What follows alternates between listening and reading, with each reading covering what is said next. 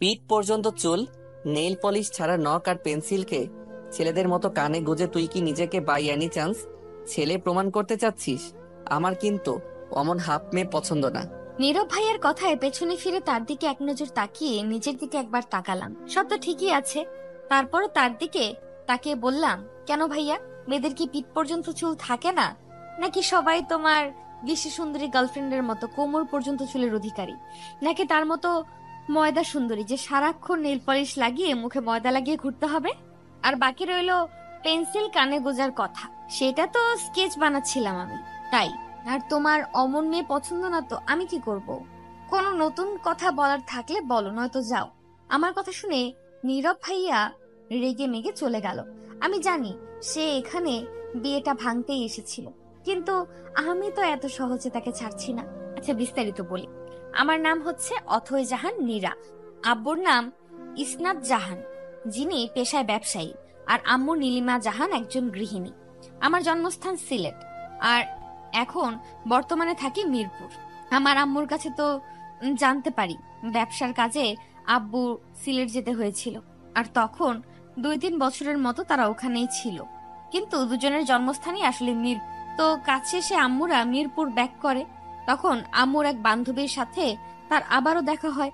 College লাইফের friends ছিল তারা। আর আম্মুর সেই বান্ধবীর বিয়ে আম্মুর বিয়ের বছর 2 আগেই হয়েছিল। আর নীরব ভাইয়া তাদেরই সন্তান। কলেজ লাইফের ফ্রেন্ডস হওয়ায় তাদের দেখাটা অনেকদিন পরেই হয়েছিল, তাই পেটের অনেক কথাও জমেছিল। তাই তারা সিদ্ধান্ত নিল যখন তারা এখানে থাকবেই, তাহলে নীরব ভাইয়াদের বাড়ির আশেপাশে বাড়ি নিলেই হয়। এতে করে তাদের প্রায়শই দেখা হবে আর বন্ধুত্বটাও বজায় থাকবে। তারপর আমরা মিরপুরে নীরব ভাইয়াদের বাসার কিছুটা দূরত্বে বাসা ভাড়া নেই, আর বর্তমানে এখানেই আছি। নীরব ভাইয়া আমার 4 বছরের বড়। আমার বয়স 20 হতে চললো, আর সে জবের জন্য ট্রাই করছে। নীরব ভাইয়াকে আমি অনেক আগে থেকেই পছন্দ করি, তবে কখনো বলা হয়নি বলতে কখনো বলিনি বা বলার চেষ্টাও করিনি, কারণ আমি তাকে পছন্দ করলেও সে আমাকে পছন্দ করে না। তার উপর আবার তার প্রাণপ্রিয় গার্লফ্রেন্ড আছে, যাকে সে তার জানের মতো ভালোবাসে। এই নিজ হাত দিয়েই তাকে কত গিফট দিলাম তার হিসেব নেই। পাড়ায় আমাকে আর নীরব ভাইয়াকে দেখে কেউ কখনো খারাপ মন্তব্য করেনি। সকলেই আমাদের বন্ধু হিসেবেই জানে, বুড়ো থেকে জোয়ান সবাই এটাই বিশ্বাস করে। আর নীরব ভাইয়া ছেলে হিসেবে বেশ, যেমন আছে রূপ তেমনি গুণ, সব মেয়ের স্বপ্নের রাজকুমারও বলা চলে।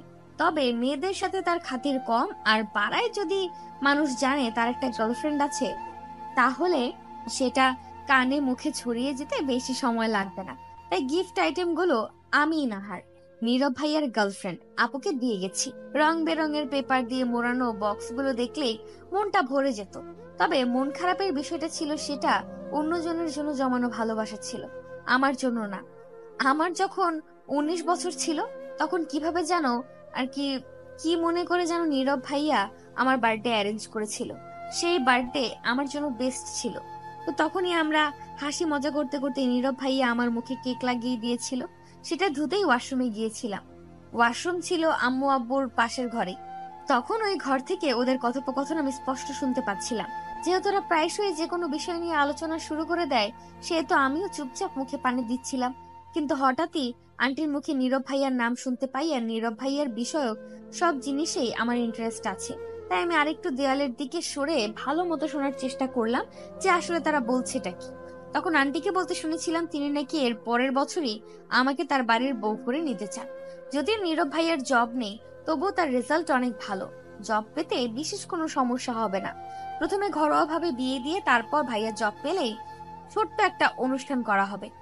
অবশ্য অনুষ্ঠানে আমার বিশেষ কিছু এসে যায় না। সেদিন আমি অনেক খুশি হয়েছিলাম, যা কোনো অনুষ্ঠানের থেকে কম ছিল না। প্রায় 1 বছর পর্যন্ত সেই খুশি আমি নিজের মধ্যে সীমাবদ্ধ রেখেছি। এটা জানা সত্ত্বেও নাহার আপুকে গিফট দিয়ে গেছি। সেই টাইমটাই অনেক রাগ লাগতো নীরব ভাইয়ার উপর। আমাকে সে ছোট থেকে চিনে, কিন্তু আমার প্রতি তার কোনো ফিলিংসই জাগলো না। অবশ্য আমরা প্রায় এমন কাউকে ভালোবাসি, তারা আমাদের ভালোবাসার মূল্য দেয় না। এতে অবশ্য কারো দোষও দেওয়া যায় না, কারণ ফিলিংস তো আর জোর করে আনা যায় না। এই যে আমি নীরব ভাইয়াকে ভালোবাসি, সে হয়তো বুঝেনি কখনো। আর নীরব ভাইয়া যে নাহার আপুকে ভালোবাসে, নাহার আপু শুধু নীরব ভাইয়াকে টাইম পাস হিসাবে ইউজ করে। এটা সে বোঝে না। যদি নাহার আপু ভালো হতো তাহলে কখনোই আমি ওদের মাঝে তৃতীয় ব্যক্তি হতাম না, কারণ ভালোবাসা মানেই ত্যাগ। কিন্তু ভালোবাসার কোনো নির্দিষ্ট সংজ্ঞা নেই, সেটা যে যেমন করেই মনে করুক না কেন। বলা হয় ভালোবাসা নাকি অন্ধ হয়, তাই নাহার আপুকে নীরব ভাইয়া এতই ভালোবাসে যে তার সম্পর্কে কেউ কোনো কথা বললে গায়ে হাত তুলতেও দুবার ভাবে না। আমার গায়েও হয়তো হাত তুলতো, তবে মেয়ে বলেই হয়তো ছাড় পেয়েছি, কিংবা গায়ে হাত তুলতেই হয়তো আন্টির কাছে জবাবদিহিতা করতে হতো তাই। কিন্তু বাসায় গিয়ে নিশ্চয়ই ভাঙচুর করবে বা আমার সাথে কথাও বলবে না দুই একদিন।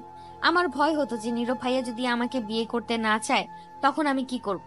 কিন্তু মনে একটা আশাও ছিল যে নীরব ভাইয়া আর যাই করুক অন্তত তার মায়ের কথা ফেলবে না। আর তাই হয়েছে, মায়ের কথা না ফেললেও সে আমাকে বিয়েটা করতে মানা করেছে। তার ধারণা আমি না বললেই বিয়েটা হবে না আর সে বেঁচে যাবে, কিন্তু আমি তো তা হতে দিব না। আমাদের বিয়ের ব্যাপারটা 1 মাস হলো নীরব ভাইয়া জেনেছে, আর তখন থেকেই নানা বাহানায় আমাকে প্রত্যাখ্যান করতে থাকে, অন্য মেয়েদের সাথে তুলনা করতে থাকে। আজও সেই জন্যই এসেছিল, ইনডিরেক্টলি আমাকে বিয়েতে না বলতে বলেছে সে। আমাকে এটা বোঝাচ্ছে সে যে আমার মতো মেয়ে সে পছন্দ করে না। এখন তো বিয়ের মাত্র 1 সপ্তাহই রয়েছে, এর মধ্যে যে কি না কি করবে আল্লাহই জানে। 5 দিন পার হয়ে গেছে, এরপর ভাইয়ের সাথে আমার আর দেখা হয়নি। কলও করেছিলাম কিন্তু রিসিভ করেনি। করবেই বা কেন? আমি যে এখন তার কাছে জল্লাদের মতো, যে তার ভালোবাসা তার কাছ থেকে ছিনিয়ে নিচ্ছে। রাগটাও কি স্বাভাবিক নয়? আজ অনেক অস্থির অস্থির লাগছে, তাই ওদের বাসায় যাব ঠিক করলাম। আম্মু কখনোই আমাকে ভাইয়াদের বাসায় যেতে মানা করেনি, আজও করলো না, তবে জলদি ফিরতে বলল, কেনাকাটা করতে হবে নাকি। বিষয়টা আমার কাছে সব সময়ের মতোই বিরক্তিকর। আজ 5 মিনিটের রাস্তাও কেমন জানি পার হচ্ছে না। ভয় হচ্ছে এটা ভেবে যে আমাকে দেখে তার রিয়াকশনটা কি হবে। যদি উল্টাপাল্টা কিছু আচরণ করে। বাসায় গিয়ে বেল 2বার দিতে নীরব ভাইয়া এসে খুলে দিল। তার চোখ মুখ কেমন যেন শুকিয়ে গিয়েছে, দেখে খারাপ লাগলো। তবে আমি তাকে হারাতে চাই না, জানি বিষয়টা স্বার্থপরের মতো, তবুও আমি তাকে হারাতে চাই না। আমাকে দেখে ভাইয়া আবার দরজা লাগাতে নিতেই আমি দরজায় হাত দিয়ে ফেললাম, তাই ও দরজা লাগাতে পারলো না, কিন্তু আমাকে রেখেই নিজের ঘরের দিকে চলে গেল। আমি তাড়াতাড়ি দরজাটা লাগিয়ে তার পেছন পেছন এসে তার ঘরে চলে এলাম। সে বিছানায় চোখ বন্ধ করে বসলো। আমি কি বলবো বুঝলাম না, কিন্তু কথা তো শুরু করতেই হবে। আন্টি কই? শপিং গেছে। ও, তোমার মুখ এমন দেখাচ্ছে কেন? কাটা ঘায়ে নুনে ছিটা দিবি না একদম। তুই জানিস না কার জন্য আর কি কারণে আমার এই অবস্থা। ভাইয়া তুমি কেন আমার সাথে এমন করছো? ভাইয়া বলবি না একদম, সম্পর্কগুলো লজ্জা পাবে। তোকে তো বন্ধুর চোখে দেখতাম আমি, আর সেই তুই আমার পিঠে ছুরি বসালি। জানতিস না তুই আমি নাহারকে কতটা চাই? তার জন্য প্রত্যেকটা রাত জেগে পড়েছি, রেজাল্ট ভালো করেছি, নিজেকে যোগ্য করে তুলছি যাতে ওর বাবা মা কোনো দিক দিয়ে বলতে না পারে আরে এই ছেলেটা তো আমার মেয়ের যোগ্যই না। বাট অ্যাট লাস্ট তুই কি করলি? বিশ্বাস করো, নাহার আপু তোমাকে ভালোবাসে না, তার অন্য ছেলেদের সাথে রিলেশন আছে। যদি তার সাথে বিয়ে করো তাহলে তোমার জীবন নষ্ট হয়ে যাবে।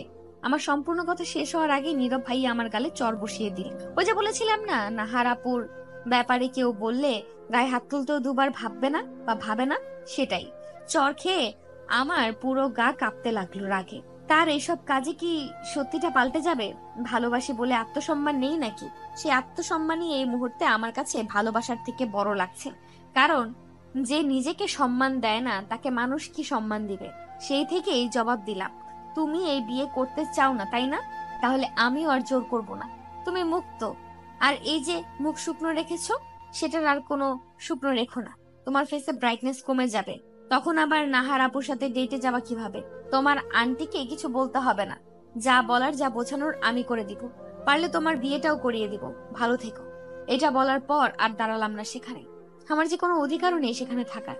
যাও একটা আশা ছিল, সেভাবে হয়তো বিয়েটা হতো, তবে আমার প্রাণবন্ত নীরবকে আমি পেতাম না, তাই নিজ হাতেই সবটা শেষ করে দিলাম। বাড়িতে আসার পর আম্মু শপিং এ যাওয়ার জন্য রেডি হতে বলল, কিন্তু আম্মুকে আমি কিভাবে বলি যে যাদের জন্য তাদের এত আয়োজন তারাই একে অপরের প্রতি সন্তুষ্ট না? আম্মু, কি হয়েছে? আর বসে আছিস কেন? যাবি না নাকি? বলছি যে একটা কথা রাখবে। কি কথা? এই বিয়েটা না করলে হয় না। আমার কথা আম্মু যেন বিশ্বাসই করলো না, হেসে বলল, এটা কি মজা করার সময়? আর যে মেয়ে বিয়েতে খুশি থাকে সে আবার বিয়েতে না করবে কেন? আমি সিরিয়াস আম্মু। আজব, তোর তো বিয়েতে কোনো সমস্যা ছিল না, মতও আছে বলেছিলি, তাহলে এখন এটা বলার মানে কি? আমার এখনো মত আছে, কিন্তু যার সাথে বিয়ে দিতে চাচ্ছ সেই রাজি না। রাজি না মানে? নীরবের কথা বলছিস? নীরব রাজি না কেন?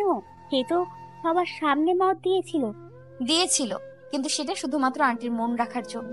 সে অন্য কাউকে ভালোবাসে, আর সে যদি আমাকে শুধুমাত্র অপছন্দ করত তাহলে বিষয়টা মানা যেত। কিন্তু সে অন্য কাউকে চায়, আর সেটা আমাকে বলেছে। আমি যদি এখন কিছু না করি তাহলে সারা জীবন ও আমাকে দোষারোপ করবে। আর এভাবে কি পথ চলা যায় যেখানে অন্য কারো বসবাস? সব বুঝলাম, কিন্তু অন্য কাউকে পছন্দ হলে হেনাকে বলতে পারতো। হেনা মনে হচ্ছে নীরব ভাইয়ার আম্মু, সে তার মায়ের কাছে না বলতে পারবে না, তাই বলছে না। তোমরা আমাকে বেকার ছেলের সাথে বিয়ে দিচ্ছ, কিন্তু নীরব ভাইয়া যাকে ভালোবাসে তার বাবা মা তো এভাবে বিয়ে দিবে না। তাই ভাইয়া ভেবেছিল একটা চাকরি পেয়েই আন্টিকে বলে দিবে, কিন্তু তার হলো কই। অবশ্য চাকরি পেলে হয়তো বিয়ে করেই বাড়ি ফিরতো একদম। এখন তুমি কিছু করতে পারো, ভাইয়ার জন্য না অন্তত আমার জন্য করো। বিয়েটা হয়ে গেলে সে আমাকে শান্তিতে থাকতে দিবে না। এমনও হতে পারে সে আমাকে রেখে অন্য জায়গায় চলে গেছে, সে কিছুই করতে পারে। তার আগে তুমি কিছু করো। আমার কথা শুনে আম্মু কপালে চিন্তার ভাঁজ দেখা দিল। আম্মু কিছুক্ষণ চিন্তা করে আমার দিকে তাকিয়ে বলল, তোর খারাপ লাগবে না? এ কথা শুনে আমি মাথা নিচু করে ফেললাম, কারণ এর যে কোনো উত্তর আমার কাছে নেই। হ্যাঁ, আমি বলতে চাই না, আর না আমি বলতে পারবো না। মিথ্যা কথা বললেই যে আমি ধরা খাই সবসময়। আমার কিছু না বলা দেখে আম্মু পাশে এসে বলল, কি করা যায় আমি দেখছি, তবে নিজেকে সামলে চলিস। নীরবের অন্য কারোর সাথে বিয়ে হলেও তোকে সামনে থেকে দেখতে হবে। আম্মু চলে গেল। আমিও আমার রুমে চুপচাপ চলে আসলাম। কত সহজেই না বলে দিলাম আমি ম্যানেজ করে নিব, করেও দিলাম। আম্মু হয়তো ভাবছে আমার বিয়ে ভেঙে যাবে, আর যার সাথে বিয়ে ভেঙে যাবে তারই বিয়ে আমাকে সামনে থেকে দেখতে হবে। তাই আমার কাছে কোনো উত্তর নেই। কিন্তু আম্মু তো আর জানে না এর ভেতরের জিনিসটা আমার কাছে কতটা গভীর। 1 বছর আগে যতটা না খুশি হয়েছিলাম, এখন সেই খুশি দ্বিগুণ দুঃখও দিচ্ছে মনে। সব খুশিগুলো দুঃখের নিচে চাপা পড়ে যাচ্ছে। তবে এর পরের দিনগুলো আমার জন্য কেমন হবে তা আমার জানা নেই। সেই দিন বিকেলেই আন্টি আমাদের বাসায় আসলো। আমি ছাদে মনমরা হয়ে বসেছিলাম তখন। আম্মু ডাক দিয়ে বলল, আন্টি নাকি এসেছে। আমি জানি এখন আন্টি আমাকে নানা প্রশ্ন করবে, জানতে চাইবে সত্যটা। আমাকে সাজিয়ে গুছিয়ে আন্টিকে সবটা বোঝাতে হবে, নিজেকে যথাসম্ভব শক্ত রাখতে হবে। নিচে গিয়ে দেখলাম আন্টি একপাশে চিন্তায় ডুবে আছে। হয়তো ভাবছে তার ছেলের মধ্যে এমন কি খামতি আছে যে আমি তাকে বিয়ে করতে না করেছি। আমি গিয়ে স্বাভাবিকভাবেই আন্টির পাশে বসে বললাম, কি খবর আন্টি? হঠাৎ এমন সময়? আন্টি যেন ভূত দেখার মতো আমার দিকে তাকালো। তিনি হয়তো ভাবছেন আমি এত স্বাভাবিক আছি কি করে।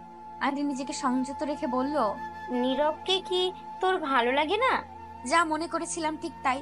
আন্টি সেসব বিষয় নিয়েই আমার সাথে কথা বলতে এসেছে। আমি বললাম, ভালো না লাগার কি আছে? তোমার ছেলে তো হাজারে একটার মতো, তা হঠাৎ এগুলো কেন জিজ্ঞেস করছো? কথা কাটাচ্ছিস? মানে? তুই আমাকে সরাসরি বল, সমস্যাটা কি? সবাই তো রাজি ছিলি, তাহলে হঠাৎ এই সিদ্ধান্ত নেওয়ার মানে কি? আমি অসহায় চোখে আম্মুর দিকে তাকালাম। আম্মু আমাকে চোখ দিয়ে আশ্বস্ত করে সব সত্যি বলতে বলল। আমি মনে সাহস জুগিয়ে বলা শুরু করলাম, আন্টি তুমি চাও না তোমার ছেলে ভালো থাকুক? তার ভালো থাকা এখানে আসছে কেন? তুমি শুধু আমার প্রশ্নের উত্তর দাও, তাহলেই সব প্রশ্নের উত্তর পেয়ে যাবে। আন্টি বিরক্ত চোখে বলল, সে আমার ছেলে, আমার সন্তান, তার ভালো থাকা আমি চাইবো না কেন? আর চাই বলি তো তোর সাথে বিয়ে দিতে চাচ্ছি, যাতে করে সে তার জীবনে আরো সুখী হতে পারে। তুমি কি একবারও তার বিয়েতে মত জানতে চেয়েছো? তোদের সামনেই তো মত দিল। সেটা শুধুমাত্র তোমার মন রাখার জন্য। সে অন্য কাউকে চায়, সেটা সে তোমার মুখের উপর বলতে পারবে না, কারণ তুমি আমি সবাই জানি সে তার পছন্দের মেয়ের চেয়ে তোমায় বেশি ভালোবাসে। আর আমাকে যে সে পছন্দ করে না সেটা সে ব্যবহারের মাধ্যমে প্রতিনিয়ত প্রকাশ করে যাচ্ছে। তোমার কথায় হয়তো সে বিয়ে করে নিবে, কিন্তু সুখী হতে পারবে না। তাই বলছি, একবার তোমার ছেলের কথা ভাবো, তার পছন্দকে একবার দেখো। কিন্তু কোনো কিন্তু না, তুমি এই বিয়েটা ভেঙে দাও। ভাগ্যে থাকলে তো সেটা তুমি আমি রোধ করতে পারবো না, তাই না? তাহলে হয়তো নিয়তি চায় না বিয়েটা হোক। আর যদি কোনোদিন নীরব ভাইয়া চায় আমাকে মন থেকে বিয়ে করতে, তাহলে সেদিন আমি আর দ্বিতীয়বার ভাববো না। এটাই কি তাহলে তোর শেষ কথা? ধরে নাও এটাই আমার তোমার কাছে শেষ আবদার, তাহলে তাই হোক। আন্টি, হুম, আরেকটা কথা, বিয়ে নিয়ে বাসায় তুমি আর কথা উঠাবা না, কোনো কথা উঠাবা না। তাকে নিজের মতো থাকতে দাও। যদি সে নিজ থেকে কিছু জিজ্ঞেস করে তাহলে শুধু ছোট্ট করে উত্তর দিও। জানি না ভাগ্যে কি আছে, আল্লাহ করে যেন নীরব সময়ে থাকতে সব বুঝতে পারে।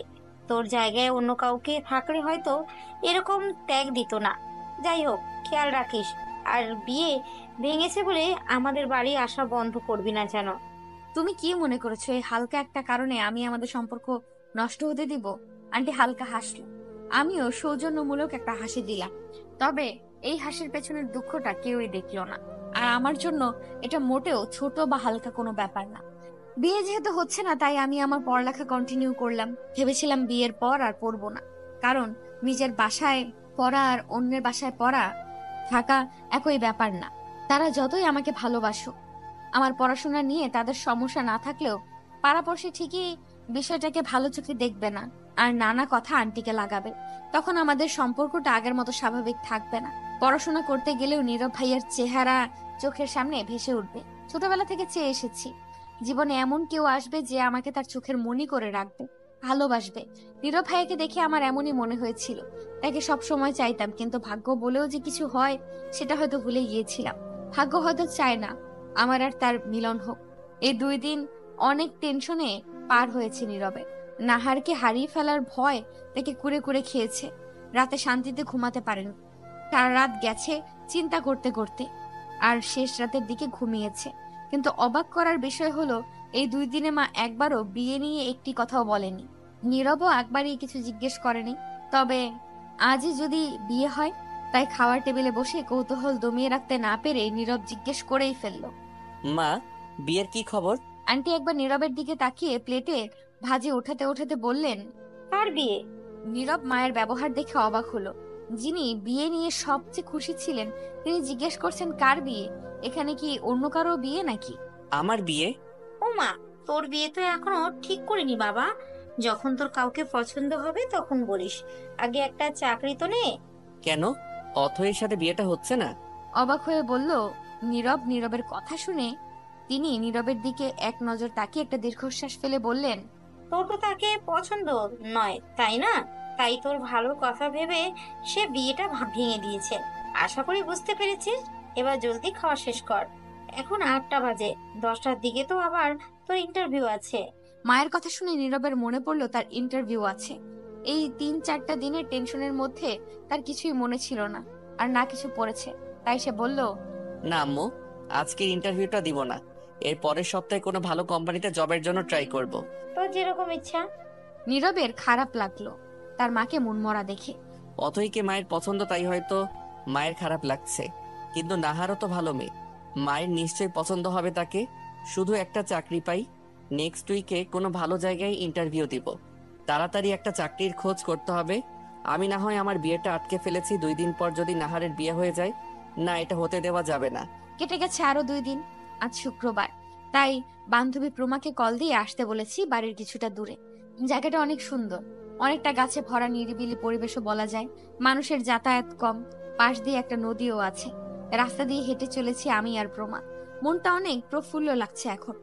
এই, হঠাৎ প্রমার ডাকে তার দিকে তাকিয়ে বললাম, কি হয়েছে? ওইটা নীরব ভাইয়া না? তার দৃষ্টি অনুসরণ করে আমি সামনের দিকে তাকিয়ে দেখলাম নীরব ভাইয়া গাছে হেলান দিয়ে দাঁড়িয়ে আছে, আর তার সামনেই আরেকটা গাছে হেলান দিয়ে একটা মেয়ে দাঁড়িয়ে আছে। তার পেছনটায় দেখতে পাচ্ছি শুধু। তবে তার লম্বা চুল দেখে চিনতে অসুবিধা হলো না যে এটাই নাহার আপু। তাই প্রমাকে বললাম, আমার আর ভালো লাগছে না, চল বাসায় ফিরে যাই। খুব বেশি খারাপ লাগছে না? মানে নীরব ভাইয়ের সাথে দেখা সাক্ষাৎ হয় না তো, তাই দেখা করেই যাই। তোর ইচ্ছে হলে যা, আমাদের তো প্রায় দেখা হয়। আচ্ছা বাদ দে, তুই যাবি না তাহলে আমি একা গিয়ে কি করব বল? চল আমিও বাসায় যাই। পেছন ফিরতেই আমি টাসকি খেলাম। পেছন থেকে নীরব ভাইয়ের আব্বু সাদ আঙ্কেল আসছে। আজ শুক্রবার, হাট বাজারের দিন, তাই হয়তো সকাল সকাল আঙ্কেলের দেখা পাওয়া গেল। আন্টি হলে তবুও কিছু হতো না। আঙ্কেল যদি একবার নীরব ভাইয়াকে অন্য মেয়ের সাথে দেখেছে। আমি জলদি প্রমার হাত ধরে আবারও নীরব ভাইয়ের দিকে যেতে লাগলাম। তখন প্রমা বলল, কি রে, ওইদিকে কই যাস আবার? তোর না খারাপ লাগছে? তুই তো বললি নীরব ভাইয়ের সাথে দেখা করবি, তাহলে দেখা করেই যা। কিন্তু এখন চুপচাপ দেখা কর, পরে সবটা বলছি।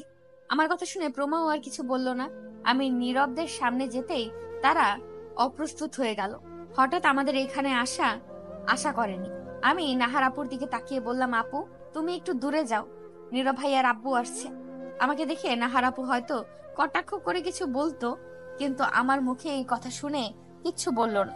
কিন্তু পেছনে ফিরে যাওয়ার সময় আমাকে উদ্দেশ্য করে বলল, নীরব কিন্তু আমারই থাকবে। আঙ্কেলের কথা বলাতে যে ভয়ের রেখা ভাইয়ের মুখে ফুটে উঠেছিল, সেটাই এখন নাহার আপুর কথায় খুশিতে পরিণত হয়েছে। তবে কথাটা আমার মনে দাগ কেটে গেল। প্রমা বুঝলো না কিছুই, কারণ এই সবকিছুই শুধুমাত্র নীরব ভাইয়া আর আমার পরিবারের মাঝেই ছিল। কিন্তু নীরব ভাইয়াই হয়তো নাহার আপুকে বলেছে, কারণ সে কোনো কিছুই ওর থেকে লুকোয় না। এরই মাঝে আঙ্কেলও আমাদের পাশে এসে গেছে।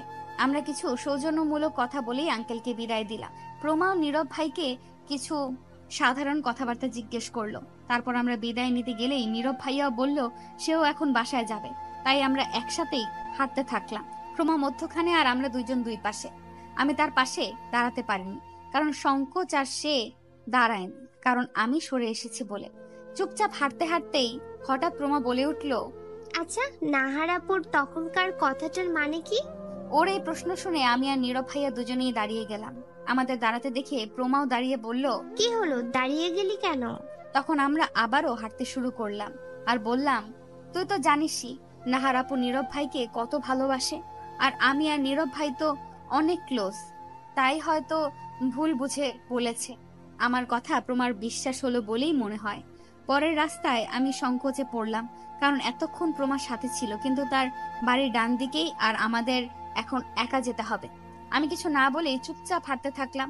এমনি দিন হলে হয়তো বকবক করে মাথা খেয়ে ফেলতাম তার, তবে আজ নিজেকে নিজের কাছেই তুচ্ছ মনে হচ্ছে। নাহারকে সব বলেছি আমি, এত সংকোচের কিছু নেই। জানি আমি। জানিস মানে? তার থেকে তো তুমি কিছু লুকিয়ে রাখো না, তাই জানি। তাহলে এত সংকোচ কিসের? একটা মেয়ের পছন্দের মানুষের সাথে বিয়ে ঠিক হওয়ার পর বিয়ে ভাঙলে সে নিশ্চয়ই আনন্দে আত্মহারা হয়ে থাকবে না? না পাওয়ার চেয়ে পেয়ে হারানোর দুঃখটা বেশি লাগে। তবে সেই শোকে যে তোমার বিয়েতে আসবো না সেটা কিন্তু মনে করো না। অবশ্যই আসবো, আর নিজ হাতে সবটা করব। আমার কথার বিপরীতে নীরব ভাইয়ার কিচ্ছু বলল না। বাড়ি ফিরেই গোসল করলাম। নীরব ভাইয়া আর আমার বিয়ের খুশিতে যে পেন্টিংটা করছিলাম সেটাও বাকি থেকে গেছে। তো কি হয়েছে, বিয়ে না হোক, সেটা তো আমি কমপ্লিট করেই ছাড়বো। তাই সমস্ত সরঞ্জাম নিয়ে ব্যালকনিতে এসে বসলাম। আম্মু এখানে সাধারণত আসে না, তাই এটা শেষ হলে এখানেই রেখে দিব। মন খারাপ হলেও এখানে এসে এটা দেখ। অন্যদিকে নীরব মন দিয়ে প্রিপারেশন নিচ্ছে। তার চাচা একটা ভালো জায়গায় ইন্টারভিউ দেওয়ার ব্যবস্থা করে দিয়েছে। যদিও জব সাইটগুলো থেকে সে প্রতিনিয়ত এগুলো খবর নিতেই থাকে। তার মন মতো সরকারি চাকরির পরীক্ষা এটা। একবার টিকে গেলেই নাহারকে প্রথমে জানাবো, তারপর সে কত খুশি হবে। 25 থেকে 26 বারের মতো নীরবকে ফোন দিয়েও নাহার পাচ্ছে না। মেজাজ গরম হয়ে গেছে তার একেবারে। নীরবের সাথে একবার দেখা করা উচিত, না হলে পরে ঝামেলা করবে। কিন্তু ফোন দিয়ে কি নীরবকে পাওয়া যায়? সে একদম মন দিয়ে পড়তে ব্যস্ত। যদিও নাহার ছাড়া তেমন কেউ নীরবকে ফোন দেয় না, তবুও সে ঠিক করেছে চাকরি হয়ে গেলে নাহারের সাথে মন খুলে কথা বলবে সে। তার মন বলছে চাকরিটা এবার হয়েই যাবে। পরের দিন সব কাগজপত্র গুছিয়ে মাকে সালাম করে নীরব বেরিয়ে গেল। এর আগে কয়েকটা ইন্টারভিউ সে দিয়েছে, তাই তেমন একটা নার্ভাসনেস তার মধ্যে কাজ করছে না। প্রিপারেশনও ঠিকঠাক আছে, শুধু কনফিডেন্স থাকতে হবে। 5 মিনিট পর অফিসে এসে পৌঁছালো সে। সরকারি অফিসগুলো বুঝি এমনই হয় প্রত্যেকটা, তাই হবে। নয়তো কি সরকারি কর্মচারীদের বাড়ি এমনি এমনি বড় বড় হয়? রিক্সা ভাড়া মিটিয়ে ইন্টারভিউ রুমের দিকে এগোলো সে। প্রায় সবাই নার্ভাস, কেউ বা বইয়ে মুখ বুজে আছে। আচ্ছা, এরা কি জানে না পরীক্ষার আধা ঘন্টা আগে থেকে ব্রেনকে রেস্ট দিতে হয়? পড়াগুলো মাথায় সব ইনপুট হয়, জানবেই বা কিভাবে? এরা তো ফার্স্ট বেঞ্চার ছিল, সারাক্ষণ শুধু বই কিভাবে যে ঢুকে থাকে। একটুও ক্লান্তি বা বিরক্তি লাগে না? দেখতে দেখতে নীরবের ডাক পড়লো।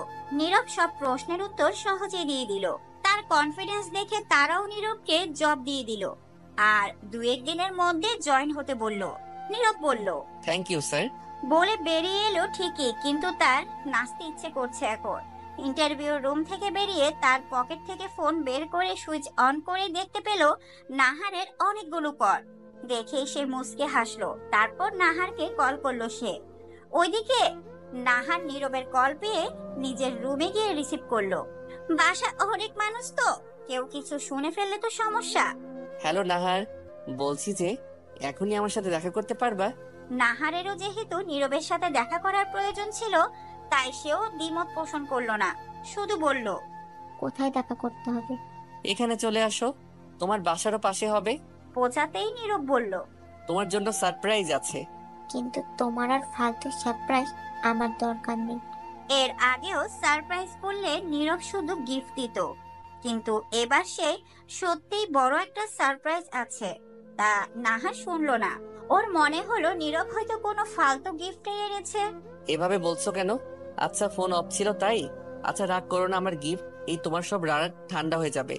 বললাম তো, তোমার কোনো ফালতু গিফট আমার দরকার নেই। এভাবে বলছো কেন, আর কারণ কি? কারণ আমি এই রিলেশনটা আর কন্টিনিউ করতে পারছি না।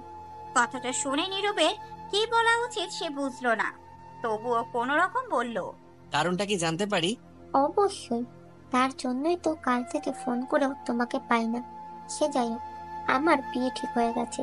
ছেলে সরকারি চাকরি করে, আর সেখানে তো তুমি একটা বেকার, আর এরকম রিলেশনের কোনো ভবিষ্যৎ নেই। কিন্তু তুমি তো অথইকে কালকেই বললে আমি শুধু তোমারই থাকবো, তাহলে তুমি অন্য কারো হয়ে যাচ্ছ কেন? কারণ তখন আমি বুঝিনি। আচ্ছা, বিয়েটা তুমি ভাঙার চেষ্টা করনি? পাগল হয়েছি আমি? এত ভালো একটা ছেলেকে আমার ফ্যামিলি হাতছাড়া করবে নাকি? সেটা তো বোকামি হবে। তাহলে আমাদের ভালোবাসা? কিসের ভালোবাসার কথা বলছো, যেটা কখনো ছিলই না? শোনো, আমি একমাত্র সাজিদকেই ভালোবাসি, যার সাথে আমার বিয়ে ঠিক হয়েছে। সময় পেলে একদিন দেখা করিয়ে দেব, আর দাওয়াত দিতে ভুলবো না। চিন্তা করো না, আর বিয়েতে কোনো প্রকার ব্যাঘাত ঘটানোর চেষ্টা করো না। আচ্ছা করব না। নাহার ঘুরে চলে যাচ্ছে। আর নীরবে চিৎকার করে বলতে চাইছে, আমিও চাকরি পেয়েছি, চাকরির দোহাই দিয়ে হলেও আমার হয়ে থেকো। কিন্তু সে বলবে না, কারণ সে নাহারের আসল চেহারাটা দেখে ফেলেছে, যা শুধু টাকাতেই ভালোবাসে। এখন যদি নাহার ওকে বিয়ে করতে রাজিও হয়, তবুও তাকে নয়, কিংবা তার জন্যও নয়, তার টাকার জন্য করবে। এখন অথয়ের বলা প্রত্যেকটা কথা তার মনে পড়ছে। সে নাহারের বিরুদ্ধে বলেছিল বলে তাকে এই নিজ হাতে চড় মেরেছি। আমার খারাপ হবে ভেবে সে নাহারকে দূরে করার চেষ্টা করছিল, কিন্তু আমি অথইকে প্রত্যাখ্যান করেছি। আমি তার ভালোবাসা, তার ফিলিংস আমার জন্য সত্য ছিল, সেগুলোকে প্রত্যাখ্যান করেছি আমি। হীরাকে কাজ ভেবে ভুল করেছি আমি। মাকে কি জবাব দিব আমি? এত এত ভুলের মাঝে কার কাছ থেকে ক্ষমা পাবো আমি? এগুলোর একটাই সমাধান, হ্যাঁ সেটাই করব আমি। আর একটা রিক্সা ডেকে বাড়ির পথে রওনা হলো নীরব। কলিং বেল বাজাতেই নীলিমা জাহান গিয়ে দরজা খুলে দিলেন। এই সময় নীরবকে দেখে তিনি অবাকে হলেন, তবুও বললেন, এই সময় নীরব, কোনো কাজ ছিল নাকি? অথই কোথায়? হঠাৎ অথয়ের কথা? আন্টি প্লিজ বলো। ও তো ছাদে আছে। আচ্ছা। বলেই নীরব ছাদের দিকে গেল। নীলিমা শুধু নীরবের কার্যকলাপ দেখলেন, চোখ মুখ কেমন বিধ্বস্ত লাগছে তার। তাহলে কি সে নিজের ভুল বুঝতে পারলো ভেবে মুচকি হাসলেন নীলিমা। ছাদে বসে দূরের পানে চেয়েছিলাম আমি। ঘরের চার দেয়ালে বন্দি থাকার চেয়ে ছাদে খোলা আকাশের নিচে মৃদু বাতাসও ঢের ভালো। হঠাৎই পায়ের আওয়াজে পেছন ফিরেই নীরব ভাইকে দেখে অবাক হলাম। সে অনেক তাড়াতাড়ি আমার কাছে এসে বলল, অথই একটা প্রশ্নের উত্তর দিবি? হঠাৎ এসে এই প্রশ্ন শুনে কেমন যেন লাগছে, তবুও বললাম, বলো। আমার যে চাকরি নাই, তবু তুই কেন বিয়ে করতে রাজি হলি? চাকরি তো বাচ্চার হাতের মোয়া না যে চাইলেই পাওয়া যাবে, আর এমনও না যে তুমি কোনোদিন চাকরি পাবা না। আর আমি কি সার যে সব খেয়ে ফেলবো? আর আমি একটা দীর্ঘশ্বাস ফেলে বললাম, সেটা তো জানোই। অথই, আমি তোর কাছে কিছু চাইলে দিবি? তোমার জন্য তো আমি নিজেকেই বিলিয়ে দিতে রাজি, সেখানে কিছু চাইলে দিতে পারবো না? বলো কি চাও? তোকে বিয়ে করতে চাই। ভাইয়ার কথার আগামাথা কিছুই বুঝতে পারলাম না। হঠাৎ কেন এই কথা বলছে তাও আমার অজানা। যে ছেলে বিয়ে করবে না বলে 1 মাস ধরে মাথা খারাপ করে দিচ্ছিল, নানা বাহানায় আমাকে বোঝাচ্ছিল সে আমাকে চায় না, আজ সেই আমাকে বিয়ে করতে চায়। এই নিশ্চয়ই কোনো না কোনো বড় কারণ আছে। বড় কোনো কারণ না থাকলে এত বড় সিদ্ধান্তও নেওয়া যায় না। তাহলে কি নাহার আপুর সাথে কিছু হয়েছে? হলেও কি এত বড় সিদ্ধান্ত নিত? আমি চট করে প্রশ্ন করলাম, নাহার আপুর সাথে কিছু হয়েছে তোমার? বলে মিটমাট করে নাও, এভাবে বাচ্চাদের মতো সিদ্ধান্ত নিচ্ছ কেন? আমার কথায় নীরব ভাইয়ার ফ্যাকাশে মুখটা আরো ফ্যাকাশে হয়ে গেল। তারপর ভাইয়া বলল, ঠিক ধরেছিস, নাহারের সাথে ঝামেলা হয়েছে আমার। তবে যা সিদ্ধান্ত নিয়েছি তা বাচ্চাদের মতো নয়। আর নাহার না কোনো বাচ্চাদের মতো ক্ষমা পাওয়ার কাজ করেছে। কি করেছে? ভাইয়া আমাকে আচমকায় জড়িয়ে ধরে বলল, তোর কথাই ঠিক ছিল অথই। ও আমাকে ঠকিয়েছে। আমি তোকে বিশ্বাস করিনি, তোর ভালোবাসাকে সম্মান করিনি। সবাই যখন নাহারের বিপক্ষে বলতো তখন আমি হাইপার হয়ে যেতাম। একবারও ভাবতাম না যে একজন বা দুইজন হয়তো চাইবে আমরা আলাদা হই। কিন্তু আমার শত্রুগুলো বলতো ও ভালো না, দেখিস তোকে ঠকাবে। আমি বিশ্বাস করতাম না। জানিস, আজ আমি আমার চাকরির খুশিতে ওকে বলতে গেছিলাম, will you marry me? But তার আগেই ও নিজের বিয়ের খবর দিয়ে দিল। ওর ফ্যামিলি থেকে জোর করলে আমি কিছু বলতাম না, বাট ও নিজে রাজি ছিল। একটাবারও বিয়ে আটকানোর চেষ্টা ও করেনি। আর আমাকে কি বলছে জানিস? ওর নাকি সাজিদ নামে আগে থেকে বয়ফ্রেন্ড ছিল, আর ও সরকারি চাকরি করে, আর ও ওকে বিয়ে করবে। আমি এতটাই স্তব্ধ ছিলাম যে ওকে কিছু বলতেও পারিনি। উল্টে ও আমাকে তার বিয়েতে দাওয়াত করেছে। এর থেকে তো এটাই প্রমাণিত হয় যে ও আমাকে কখনো ভালোই বাসেনি। আমি জানি ও যেই ছেলেকে বিয়ে করবে তার টাকার জন্যই করবে। তারপর ভাইয়া একটু থামলো। আমিও স্তব্ধ হয়ে সবটা শুনলাম। ভালো হয়েছে ভাইয়া, ও সত্যিটা নিজ থেকে জানতে পারলো, নয়তো দেরি হয়ে গেলে কি যে হতো। যাক, দেরি হলেও বুঝতে তো পেরেছে। আমি ভাইয়াকে বললাম, তাহলে কি তুমি আমাকে নাহার আপুর বিকল্প হিসেবে চাচ্ছ? ভাইয়া আমার কাছ থেকে সরে দাঁড়িয়ে চোখের পানিটুকু মুছে কিছুক্ষণ চুপ থেকে বলল, কখনোই না। তোর সাথে ওর তুলনা কখনোই হয় না। তুই আমার ব্যাপারে ভেবে আমাকে চেয়েছিস আর ছেড়েও দিয়েছিস, আর ও আমার ব্যাপারে কখনো ভাবেইনি। তুই তোর মতো আর ও ওর মতো। আমি তোকে তোর মতোই চাই। তুমি তো নাহার আপুকে অনেক ভালোবাসো। সে যদি কোনোদিন তোমার কাছে ফিরে আসতে চায়, তাহলে সেই দিন কি আমার তোমার জীবনের শেষ দিন হবে? কখনোই না। ভুলের ক্ষমা হয়, বিশ্বাসঘাতকতার না। আমি কখনো তোমার ভালোবাসা পাবো? চেষ্টা করব। আমার একটা শর্ত আছে। আমার কথা শুনে ভাইয়া প্রশ্নবোধক দৃষ্টিতে তাকিয়ে রইল। তা দেখে আমি বললাম, তুমি আমার হচ্ছিলে না, আমিও কিছু বলছিলাম না, কিন্তু এখন যেহেতু নিজ থেকে আমাকে চাইছো, তাই আমাকে ভালোবাসতে না পারলেও আমি চাই তুমি আমার হয়েই থেকো। আমাকে বিশ্বাস করো তো? করি, আমি রাজি। তারপর ভাইয়া বলল, এবার আমাকে বিয়ে করা যায় তো? আমি মৃদু হেসে জবাব দিলাম, যায়। তাহলে চল। কোথায়? কাজী অফিস। কাজী অফিসে বিয়ে করব? কেন, সমস্যা আছে? না, কিন্তু সবাইকে না জানিয়ে। সবাই তো রাজি ছিলই, আর আমাদের বিয়েটা তো ওরা দিতই। তাহলে তবুও। আম্মুকে সারপ্রাইজ দিব। সেদিন বিয়েতে না করাই আম্মু কষ্ট পেয়েছিল, আর সেই কষ্ট আজ তোকে হঠাৎ বিয়ে করে ঘুচিয়ে দিব। Good idea. তারপর ভাইয়া মৃদু হেসে আমার হাত ধরে সামনে এগোতে লাগলো। আমি শুধু তাকিয়ে রইলাম। ভাইয়া আবারও পেছনে ফিরে আমার দিকে তাকিয়ে দেখলো আমি হাতের দিকে তাকিয়ে আছি, তাই ধীরে ধীরে ছেড়ে দিল। আমি ওখানেই দাঁড়িয়ে গেলাম। তারপর বললাম, শোনো। ভাইয়া কিছুটা এগিয়েছিল আমার থেকে। আমি ডাকতেই আমার পাশে এসে বলল, কি হলো? আমি তার হাতটা আমার হাতের মুঠোয় নিয়ে মৃদু হেসে বললাম, এইবার চলো। সেও হাসলো, তবে কিছু বলল না। সিঁড়ি দিয়ে নেমে আমরা আমাদের রুমের সামনে আসতেই আমি বললাম, বাসায় কেন? তোর আম্মুকে জানাতে হবে না? জানাতে কেন হবে? জানাবি না? ভাইয়া অবাক হয়ে বলল, জানাবো, তবে ডিরেক্ট বিয়ের পর। আমিও আম্মুকে সারপ্রাইজ দিব। ভালো হবে না? না, ভালোই। কিন্তু হ্যাঁ, তোমার সাথে এখন বেরোচ্ছি এটা বলে যেতে হবে, নয়তো আমাকে আম্মু খুঁজতে খুঁজতে পাগল হয়ে যাবে। একটা মাত্র সন্তান কিনা। দরজায় কয়েকবার টোকা দিতেই আম্মু খুলে দিল। তারপর আমাদের একসাথে দেখে বলল, কি কথা হলো এত? আমি ভাইয়ের দিকে তাকিয়ে বললাম, তেমন কিছু না, তবে এখন আমি বেরোবো ভাইয়ার সাথে।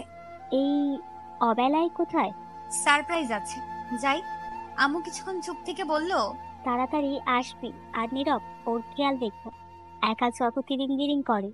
ভাইয়া বিড়বিড় করে বলল, এখন তো আমাকে সারা জীবনে ওর খেয়াল রাখতে হবে। ভাইয়াদের বাড়ির সামনে দাঁড়িয়ে আছি আমি আর ভাইয়া, ও সরি, আমার নববিবাহিত বর আর আমি। তখন তো বললাম ঠিকই যে সারপ্রাইজ দিব, কিন্তু এখন ভয় লাগছে। আর তার কারণ হচ্ছে, আন্টি যদি নীরবকে কোনো কড়া কথা শুনিয়ে দেয়, তাহলে তো ওর খারাপ লাগবে, আর ওর খারাপ লাগবে মানেই আমার খারাপ লাগবে। বেল চাপতেই আন্টি এসে দরজা খুলে দিল। ওড়নায় মুখ মুছতে মুছতে আমার দিকে তাকালেন, হয়তো রান্না করছিলেন। কিরে, তোরা একসাথে?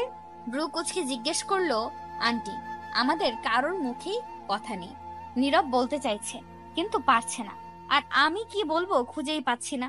আমাদের চুপ থাকতে দেখে আন্টি আবারও একই প্রশ্ন করলেন। এবার নীরব একদমে বলে দিল, আমরা বিয়ে করেছি আম্মু। কথাটা শুনে আন্টি কিছুক্ষণ আমাদের দুইজনের দিকে তাকিয়ে বললেন, তোরা আর মস্করা করার সময় পেলি না? মানুষ পেলি না নাকি বিষয় পেলি না? আই অ্যাম সিরিয়াস আম্মু। এবার আন্টি আমাদের দিকে এমন করে তাকালেন যেন যান যায় যায় অবস্থা। তারপর বললেন, তোদের বিয়ে তো এমনিতেও দিচ্ছিলাম, তোরাই তো করলি না, এখন আবার এগুলো কি বলিস? এইবার আমি মুখ খুললাম, আন্টি ঘরে চলো, আমি তোমাকে সব বুঝিয়ে দিচ্ছি। কি বুঝাবি? আরে চলোই না। তারপর আন্টিকে রুমে নিয়ে এলাম। তোরা কি সত্যি বিয়ে করেছিস? হ্যাঁ আন্টি, সত্যি। তাহলে নীরবের প্রেমিকা, ওর কি হলো? নাকি তোদের বিয়ে করার ইচ্ছাই ছিল, শুধু শুধু আমাদের টেনশন দিলি? ওর প্রেমিকা ওকে ঠকিয়েছে। কি মানে? তারপর আন্টিকে আমি সবটা বললাম, এটাও বললাম যে তার ছেলে চাকরি পেয়ে গিয়েছে। সবটা শুনে আন্টি বলল, তাহলে তো নীরব তোকে ওর প্রেমিকা নেই বলে বিয়ে করেছে।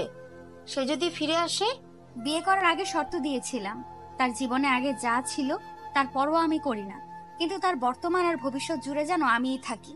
সেও সবটা মেনে নিয়েছে। তুমি শুকরিয়া করো, বড় কিছু হওয়ার আগে সে সবটা জানতে পেরেছে। এই জন্যই বলে, আল্লাহ যা করেন ভালোর জন্যই করেন।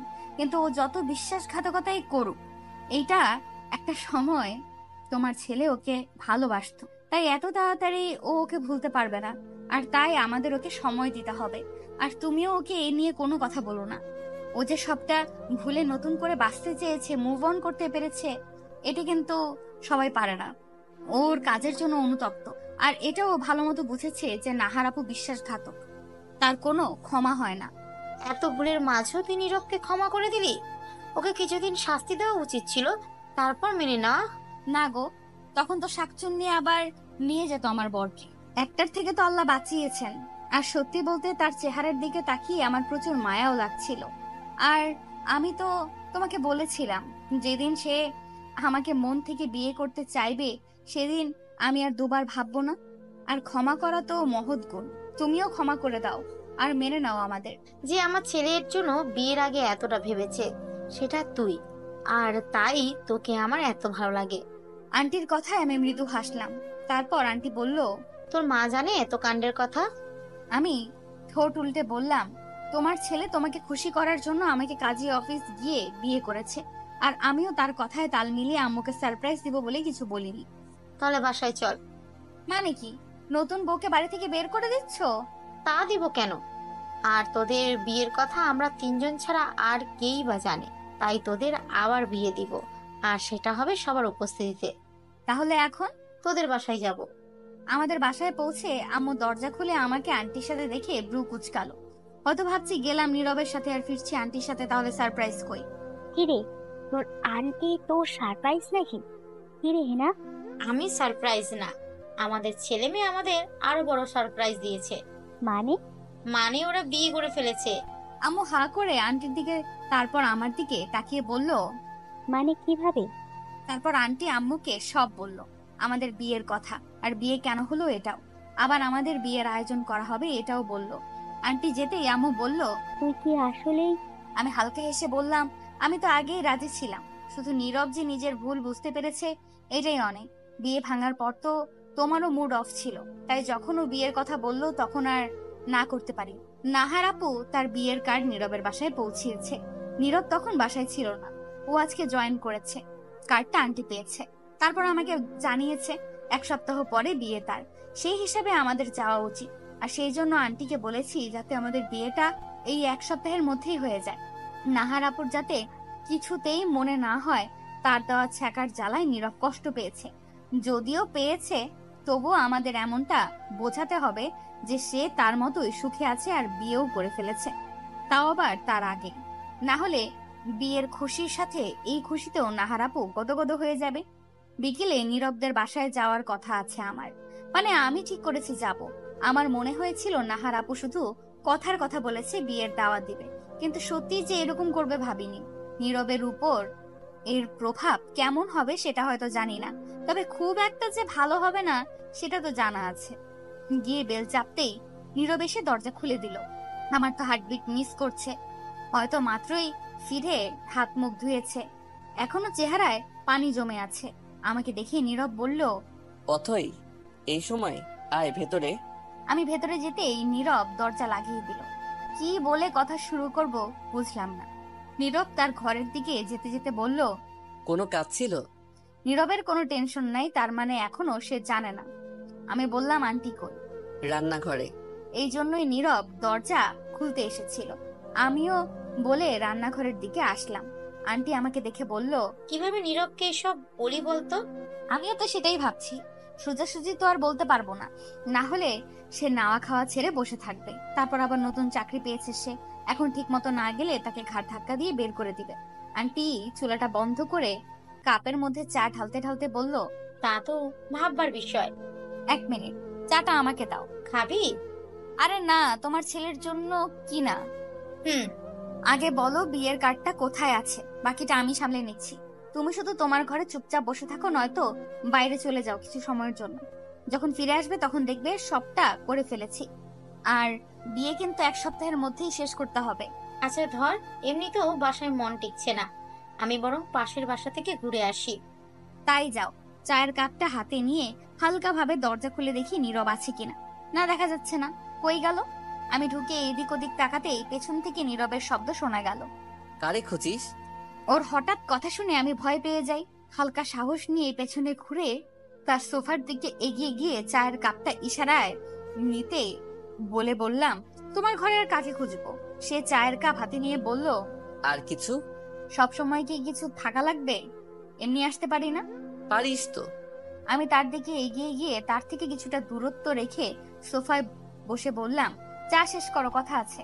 কিসের কথা? আগে চুপচাপ খাও, খাইতে খাইতে কথা বলতে হয় না। এবার নীরব চুপচাপ নিজের চা শেষ করে পাশে টি টেবিলে চায়ের খালি কাপটা রেখে বলল, বল। বলছি যে আমরা বিয়ে করব কবে?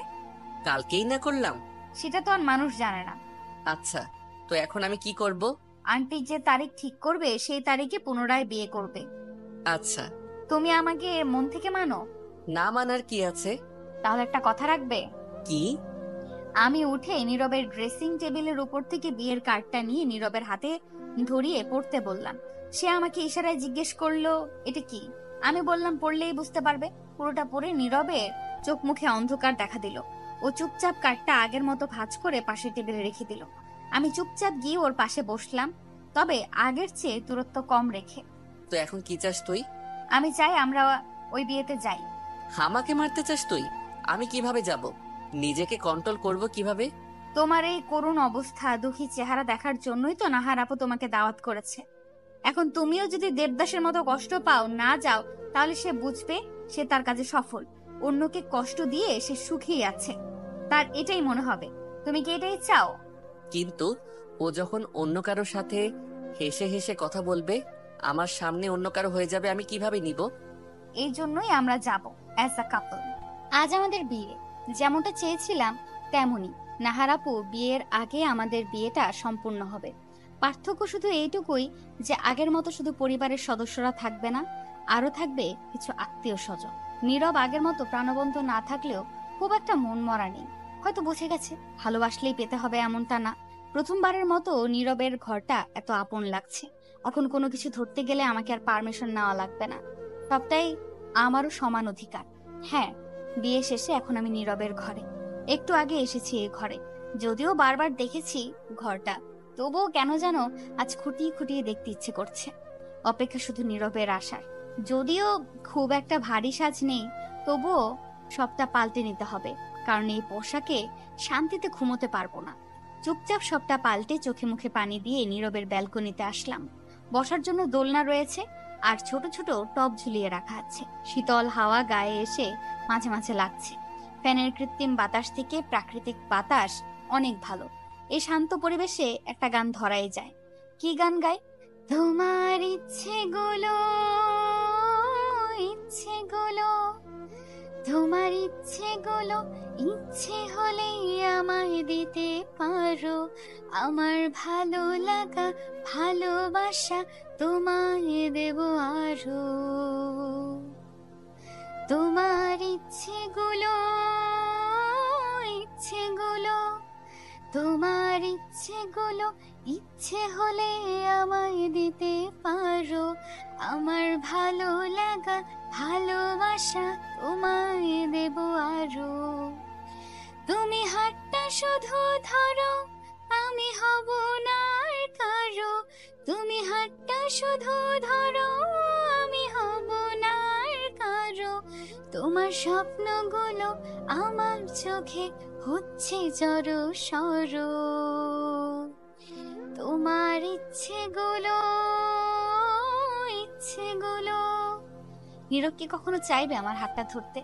বুক চিরে শুধু দীর্ঘশ্বাসে বেরিয়ে এলো, কারণ এর উত্তর তো আমার কাছে নেই। নীরব যদি মন থেকে ভুলতে চায় তাহলে অবশ্যই পারবে, আমার বিশ্বাস। অবশ্য খারাপ স্মৃতিকে যতদিন মনে রাখা হবে ততদিন দুঃখই দেবে। নীরব এখনো আসলো না। আমি রুমে এসে বসলাম, ড্রেসিং টেবিলের দিকে তাকিয়ে দেখলাম নিজেকে একবার। অতটাও সুন্দরী না আমি, তাই কি নীরব আমাকে প্রত্যাখ্যান করত? হতেও পারে, আবার নাও হতে পারে। নীরবের সাথে কি আমাকে মানাবে? আয়নার একদম সামনে গিয়ে দাঁড়ালাম আমি। রূপ লাবণ্যকে তেমন একটা মূল্যায়ন না দিলেও আজ কেন যেন সেই জিনিসটারই কমতি লাগছে। এর মাঝে নীরব আসলো। আমি তখনও আয়নায় নিজেকে দেখতে ব্যস্ত। আওয়াজ পেয়ে পেছনে ফিরলাম আমি। নীরবের দিকে এগিয়ে গিয়ে দরজাটা লাগিয়ে তার দিকে তাকিয়ে বললাম, আমি সুন্দর না বলেই তুমি আমাকে প্রত্যাখ্যান করতে, তাই না? নীরব আমার কাছ থেকে হয়তো এই মুহূর্তে এই প্রশ্ন আশা করেনি। হঠাৎ কেন এমন প্রশ্ন করছি তাও হয়তো মেলাতে পারছে না সে। কিছুক্ষণ চুপ থেকে বলল, আমি কোনোদিনই মানুষকে রূপ দিয়ে বিচার করিনি, তোকেও না। এই কথায় মনে অল্প একটু আশা জাগলো। আমি একটু স্বাভাবিক হয়ে মাথা নিচু করে বললাম, ফ্রেশ হয়ে নাও। নীরবও তার কাপড় নিয়ে বাথরুমে চলে গেল। মাথা নিচু করেছিলাম চোখের পানি আড়াল করতে। সত্যি বলতে আমি ধরেই নিয়েছিলাম সে আমাকে রূপের জন্য প্রত্যাখ্যান করেছে, আর এটা ভেবেই চোখে পানি এসে গিয়েছিল। বিছানায় গিয়ে চুপচাপ বসলাম আমি। এখন আমার কি করা উচিত? নীরবের জন্য অপেক্ষা নাকি ঘুম চলে যাওয়া? যদিও নীরবের থেকে কিছু আশা করা যায় না, তবুও ভদ্রতার খাতিরে অন্তত জেগে থাকা লাগবে বলে আমি মনে করি। আমার ভাবনার মাঝে মিনিট দুয়েকের পর নীরব বেরিয়ে এলো। আজও মুখমণ্ডলে বিন্দু বিন্দু পানি লেগে আছে। কেমন দেখতে লাগছে তা না হয় বাদই দিলাম, তাই তার দিক থেকে দৃষ্টি নামিয়ে নিলাম। নীরব সোফায় বসে মুখ হাত মুছতে ব্যস্ত। যদিও গরমকাল, তবুও পায়ের কাছে থাকা পাতলা কাঁথাটা গায়ে জড়িয়ে শুয়ে গেলাম। শুইতে তো বাধা নেই, চোখে অস্থিরতা, তবুও চোখ বন্ধই রাখলাম। নীরব বলল, লাইট থাকবে নাকি অফ করব? আমি স্লো ভয়েসে বললাম, লাইট জ্বালানো থাকলে আমার ঘুম আসে না, তাই বন্ধ করে দাও। নীরব লাইট অফ করে আমার পাশে শুয়ে পড়লো, কোনো বাধা ছাড়াই। তবে কাঁথাটা শুধু নিল না। আমি ভেবেছিলাম কোনো কাণ্ড করবে হয়তো। যাক, ভালোই। সকালে নীরবের অনেক পাশেই নিজেকে পেলাম। স্বাভাবিক ব্যাপার, এক বিছানায় যেহেতু আছি সেহেতু ঘুমের মধ্যে তো আর দূরত্ব বজায় রাখতে পারবো না। আমি নীরবের দিকে এক নজর তাকিয়ে তার দিকে হাত বাড়াতে গিয়েও সরিয়ে ফেললাম। এখন ইচ্ছে থাকলেও এটা সঠিক সময় নয়। আমি চাই সে প্রথম আমাকে স্পর্শ করুক, তাও আবার মন থেকে, কোনো জোর কিংবা দায়িত্ববোধ থেকে নয়। অথই উঠে চলে যেতেই নীরব চোখ খুলল আর মনে মনে বলল, তুই সত্যি আমার জন্য পারফেক্ট অথই। আমি ভুল মানুষকে বেছে নিয়েছিলাম। যতই নাহারের প্রতি আমার ঘৃণা আসুক, আপাতত সেটা ভালোবাসার থেকে কমই দেখতে পাচ্ছি। কারণ একসময় তাকে আমি কতটা চেয়েছি তা শুধু আমিই জানি। যেদিন মনের উপর রাজত্ব করে নাহারের নাম সরাতে পারবো, সেদিন এই মনে শুধু তোর নামই থাকবে। নীরব ঘুমিয়েছিল ঠিকই, কিন্তু ঘুমের মধ্যে কেউ আমাদের দিকে তাকিয়ে থাকলে এমনি এমনি বিরক্ত বোধে চোখ খুলে যায়। এখানে যেহেতু সে একাই নেই, তাহলে অথই তাকিয়ে আছে। তবুও সে চোখ খুলেনি, কারণ চোখ খুললেই অথইকে অস্বস্তিতে পড়তে হতো। অথই ফ্রেশ হয়ে এসে দেখে নীরব উঠে গেছে, তাই সে বলল। কখন উঠেছ? নীরব অথইয়ের দিকে চেয়ে বলল, মাত্রই।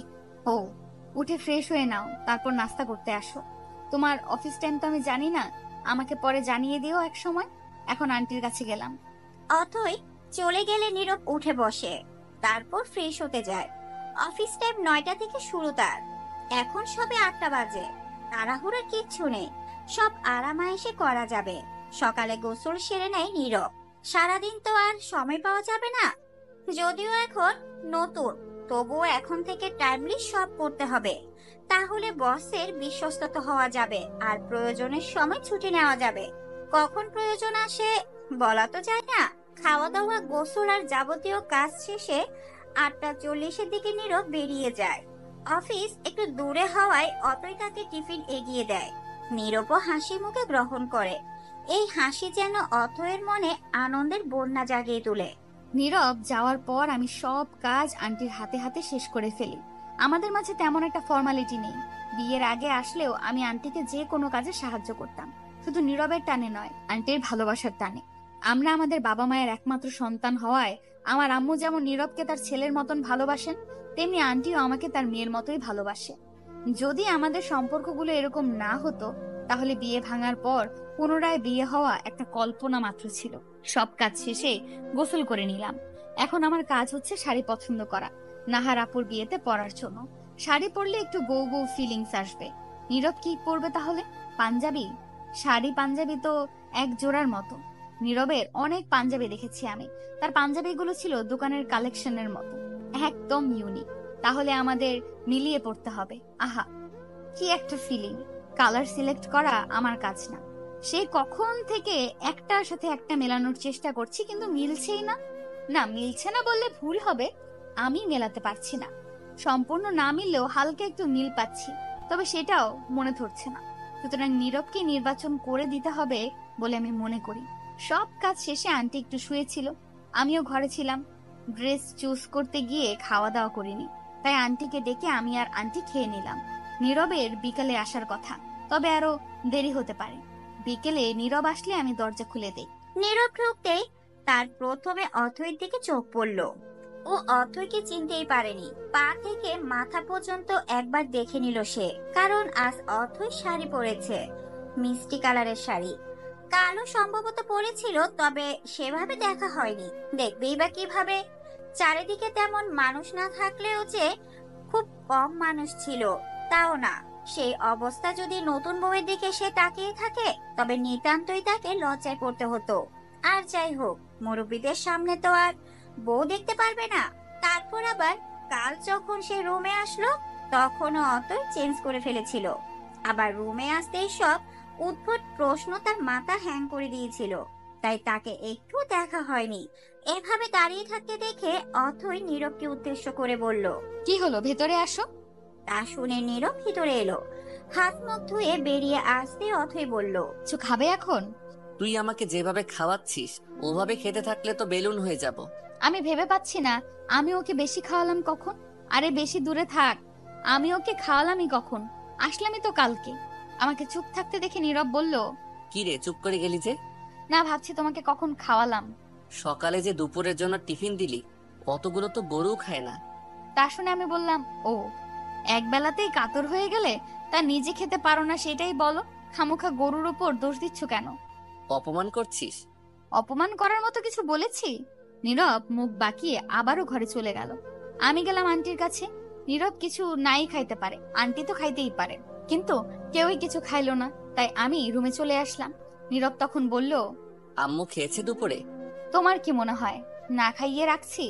নীরব বই পড়ছিল তখন একটা। আমার কথা শুনে আমার দিকে চেয়ে বলল, সহজ একটা কথা জিগাইলাম, সহজ করে উত্তর দিতে পারোস না? না, পারি না। ঝগড়ুটে। আপনি আগে কে করছে? চুপ করে আমাকে একটু সাহায্য করলে খুশি হতাম। নীরব ভ্রু উঁচিয়ে জিজ্ঞেস করলো, কি? আপনার জন্য নীল ড্রেস পছন্দ করছি, কালকে পরবেন? কাল? ও, পড়াই যায়। ঢং এমন মনমরা হয়ে বলছে যেন সব দুঃখ ওনারই। নীরব ভ্রু কুচকে কিছু বলতে নিবে, তার আগেই আমি বললাম, হইছে, এখন আপনার প্রেম কত গাঢ় ছিল, কত ভালোবাসা ছিল, ইউনিট টাইম, এগুলো বলতে শুরু করে দিবেন না। এমনিতেই মেজাজ খারাপ। বলেই আমি চলে আসলাম। নীরব অথয়ের কথায় হা হয়ে শুনলো পুরাটা। যতগুলো কথাও বলছে, তার মধ্যে একটা কথাও আমি মনের মধ্যেও আনিনি। এখন আর ও যা ঝাড়লো, বাপরে বাপ, নাহারকে মনে করার টাইমই পাবো না আমি। অবশ্য মনে করতে চাইও না। যতগুলো কথা ঝেড়ে এলাম, ততগুলোর একটাও আমার মনের কথা ছিল না, রাগও ছিল না। শুধু এখন উল্টা কোনো রিয়াকশন না দেখায় তাহলেই হবে। সন্ধ্যা তো হয়ে আসলো, ছাদের দরজা লাগিয়ে আসতে হবে, তারপর হয়তো নাস্তা বানাতে হবে। এই টাইমে নীরবদের বাসায় কোনোদিন আসলে দেখতাম আন্টি নাস্তা বানাচ্ছে। কারণটা নীরব, ও বেশিরভাগ সময় রাতের খাবার খায় না, আন্টি বলেছিল। এখন না খাইয়ে তো রাখতে পারবে না, তাই নাস্তা বানাতো। এখন তো সে চাকরি করে, সারাদিন খাটে, তাহলে নিশ্চয়ই ওর খাওয়ার কথা জিজ্ঞেস করে নিতে হবে, না হলে আবার নাস্তা বানাতে হবে। বানাতে হলে আন্টিকে কিছু করতে দিব না। এখন আমি আছি না, আন্টি কি করছে এখন? ঘুমোচ্ছে হয়তো। যাই হোক, নীরবের কাছে গিয়ে তাকে জিজ্ঞেস করতে হবে, এই যে কি? নাস্তা খাবেন নাকি রাতের খাবার? যেটা মন চাই বানিয়ে ফেল। হ্যাঁ, আপনি খুব শোনেন তো আমার কথা। বানিয়ে ফেলবো, তারপর আপনি বলবেন মুড নাই, তখন আমি কি করব? হ্যাঁ, দেখোস না কাজ করি, তার মধ্যে আবার নাস্তা নাস্তা করস কিল্লাই। তো করব না, যখন পছন্দ হবে না খাবার তখন সারা রাত খিদার জ্বালায় মরবা, ওইটা ভাল লাগবে? নাস্তা কর। ধরো তোমার নাস্তা। আমার কথায় নীরব আমার দিকে ফিরে তাকালো। তুই এত তাড়াতাড়ি কাজ শেষ করে ফেলেছিস? কচু করেছি। কাজের মধ্যে এত কিসের ব্যস্ততা তোমার? 2 ঘন্টা হয়েছে আমার যাওয়া, সব কাজ শেষে তারপর এসেছি, আর বলে তাড়াতাড়ি। ঠিক মতো সময় দেখে বলো। ঘড়ির দিকে তাকিয়ে নীরব আমার দিকে তাকালো। আমার দিকে না তাকিয়ে খাবার শুরু করো, তারপর ঘুমাও। আম্মু। নামাজ শেষে খাবেন, তোমার তো এগুলো খেয়াল থাকে না। কাজের জন্য শুনিনি আজান, তাই বলে তো তুইও ডাক দিসনি। বলে আর দেরি না করে হাত ধুতে গেল। আমিও কিছু বললাম না, সত্যি আমার উচিত ছিল তাকে ডেকে দেওয়া। আমিও অজু করে নামাজ পড়ে নিলাম।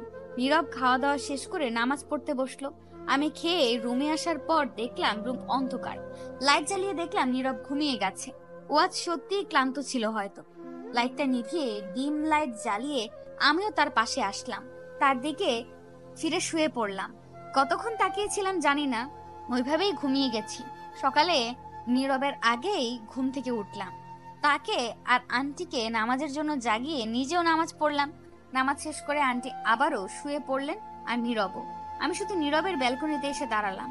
সকালের আকাশ বাতাস দুইটাই আমার কাছে অধিক প্রিয়। কিছুক্ষণ ওভাবে থাকার পর রান্নার কাজে লেগে পড়লাম। নীরব ঘুমানোর খানিক পরেই জেগে গেছিল, তারপর সেও হাঁটতে বেরিয়েছে। আমার রান্নার মাঝে আন্টিও এসে যোগ দিয়েছেন। নীরব ফিরে আসলে আমরা একসাথে নাস্তা করি। নীরব বেরিয়ে যায় তার কাজে, আজ সে জলদি আসবে, অর্থাৎ হাফ টাইম বলা যায়। আম্মুর সাথে আজ দেখা করতে যাব। আমার কিছু প্রয়োজনীয় জিনিসপত্র বাসায় আছে, সেগুলো নিতে হবে। আন্টিকে বলে বাড়ির উদ্দেশ্যে রওনা দিলাম। যদিও রাস্তাটা লম্বা নয়, তবুও পথিমধ্যে নাহার আপুর দেখা মিলল। যদিও বিষয়টা কাকতালীয়, আমি তাকে এড়িয়ে যেতে চাইলে সে আমার সামনে এসে দাঁড়ালো। এতে আমার বিরক্তি লাগলেও বুঝলাম সে আমাকে কিছু বলতে চায়। সে আমাকে ভালো মন্দ জিজ্ঞেস করার আগেই বলল, তোমার ভাই কোথায়? ওর এই প্রশ্নে আমি রীতিমতো ভেবাচাকা খেয়ে গেলাম। এতদিন ধরে ও আমাকে জানে, অথচ আমার যে কোনো ভাই বোন নেই এটা কেউ জানে না, নাকি অন্য কিছু বলতে চাইছে। আমি নাহার আপুর দিকে তাকিয়ে বিরক্তি ভাব বজায় রেখে বললাম, আমার কোন ভাইয়ের কথা বলছেন আপু? আমার তো কোনো ভাই বোন নেই আপু। না নিজের আর না কোনো কাজিন ব্রাদার। আমার যা আছে সব সিস্টার। আমার কথায় নাহার আপু হাসি হাসি মুখে জবাব দিল, কেন? তোমার নীরব ভাই সারাক্ষণ তো তাকেই ভাই ভাই ডাকো, তাহলে ভাই থাকবে না কেন? নাহার আপুর কথায় অনেক রাগ হলো আমার। নীরবকে ভাই ডাকতাম ঠিক, কিন্তু ভাই মানতাম না, এটা তো ভালো মতোই জানে। আর এখন কি না এই মেয়ে আসে আমার জামাইকে ভাই বানাতে, এর কি লজ্জা নেই? প্রথমে প্রেমের নাটক করে, তারপর আবার নিজের বিয়েতে সে ছেলেকে দাওয়াত দেয়, আবার এখন খোঁজ খবর নিতে আসে। আমি তবুও বললাম, তোমার কি লজ্জা নেই? তুমি কি অবস্থা করেছো তার, তা তুমি জানো, এখন আবার তার খোঁজ খবর নিতে আসো কেন? খোঁজ খবর তো নেওয়াই লাগে, তাকে বিশেষভাবে দাওয়াত করেছে কিনা, সে যদি না আসে আমার তো খারাপ লাগবে। আমি মুচকি হেসে বললাম, চিন্তা করো না, সে আসবে আর তোমার জন্য সারপ্রাইজ নিয়ে আসবে। এখন যাই। আচ্ছা, কেমন সারপ্রাইজ? চিন্তার সাথে জবাব দিল নাহার আপু, তোমাদের কল রেকর্ডস। বলেই একটা হাসি দিয়ে চলে আসলাম। আমার ঘরের ব্যালকনিতে বসে আছি। পেন্টিংটার মতো যদি সত্যি নীরব আমার সব বিপদে ধরে ফেলতো। পেন্টিংটাই মূলত আমি আমার জন্মদিনের দিনকার কিছু মুহূর্ত এঁকেছি। সেখানে সবার সাথে ধাক্কাধাক্কি করতে গিয়ে নাহার আপু পড়ে যাওয়া ধরলে নীরব ধরে ফেলেছিল, কারণ সে আপুর পাশে দাঁড়িয়েছিল। সবাই তখন এটা দেখে তালি দিয়েছিল। বিষয়টা নীরব নাহার আপুকে ধরেছে তাই বলে নয়, কারণ ওরা যে রিলেশনে আছে সেটা হয়তো আমিই জানতাম। বিষয়টা অনেকটা সিনেমেটিক বলে সবাই তালি দিয়েছিল। এখন সেই জায়গায় নাহার আপুকে না আমি নিজেকে আঁকছি। হোক কল্পনায়, তবুও ভালো লাগে। আম্মুর সাথে কিছুক্ষণ কথা বলে দুপুরের দিকে বাসার উদ্দেশ্যে রওনা হলাম। বাসায় এসে গোসল সেরে নীল শাড়ি পরলাম, মেকআপ বরাবরই পছন্দ না আমার। ভেজা চুলগুলোকে হালকা ডিজাইন করলাম। চুড়ি যদিও পছন্দ না তবুও পরলাম। কানের দুলগুলো চেঞ্জ করছিলাম, তখনই মনে হলো পেছনে কে যেন আসলো। আমি পেছন ফিরে দেখলাম নীরব দরজার পাশে এসেছে। এখনো জুতা খোলায় ব্যস্ত সে। আমাকে খেয়াল করেনি হয়তো। আমি গিয়ে তার সামনে দাঁড়ালাম। সেও উপরে তাকিয়েই নীরবের কাছে মনে হচ্ছে তার স্বপ্নে দেখা সেই পরী মনে হয় তার সামনেই এসেছে, যাকে সে কল্পনা করত।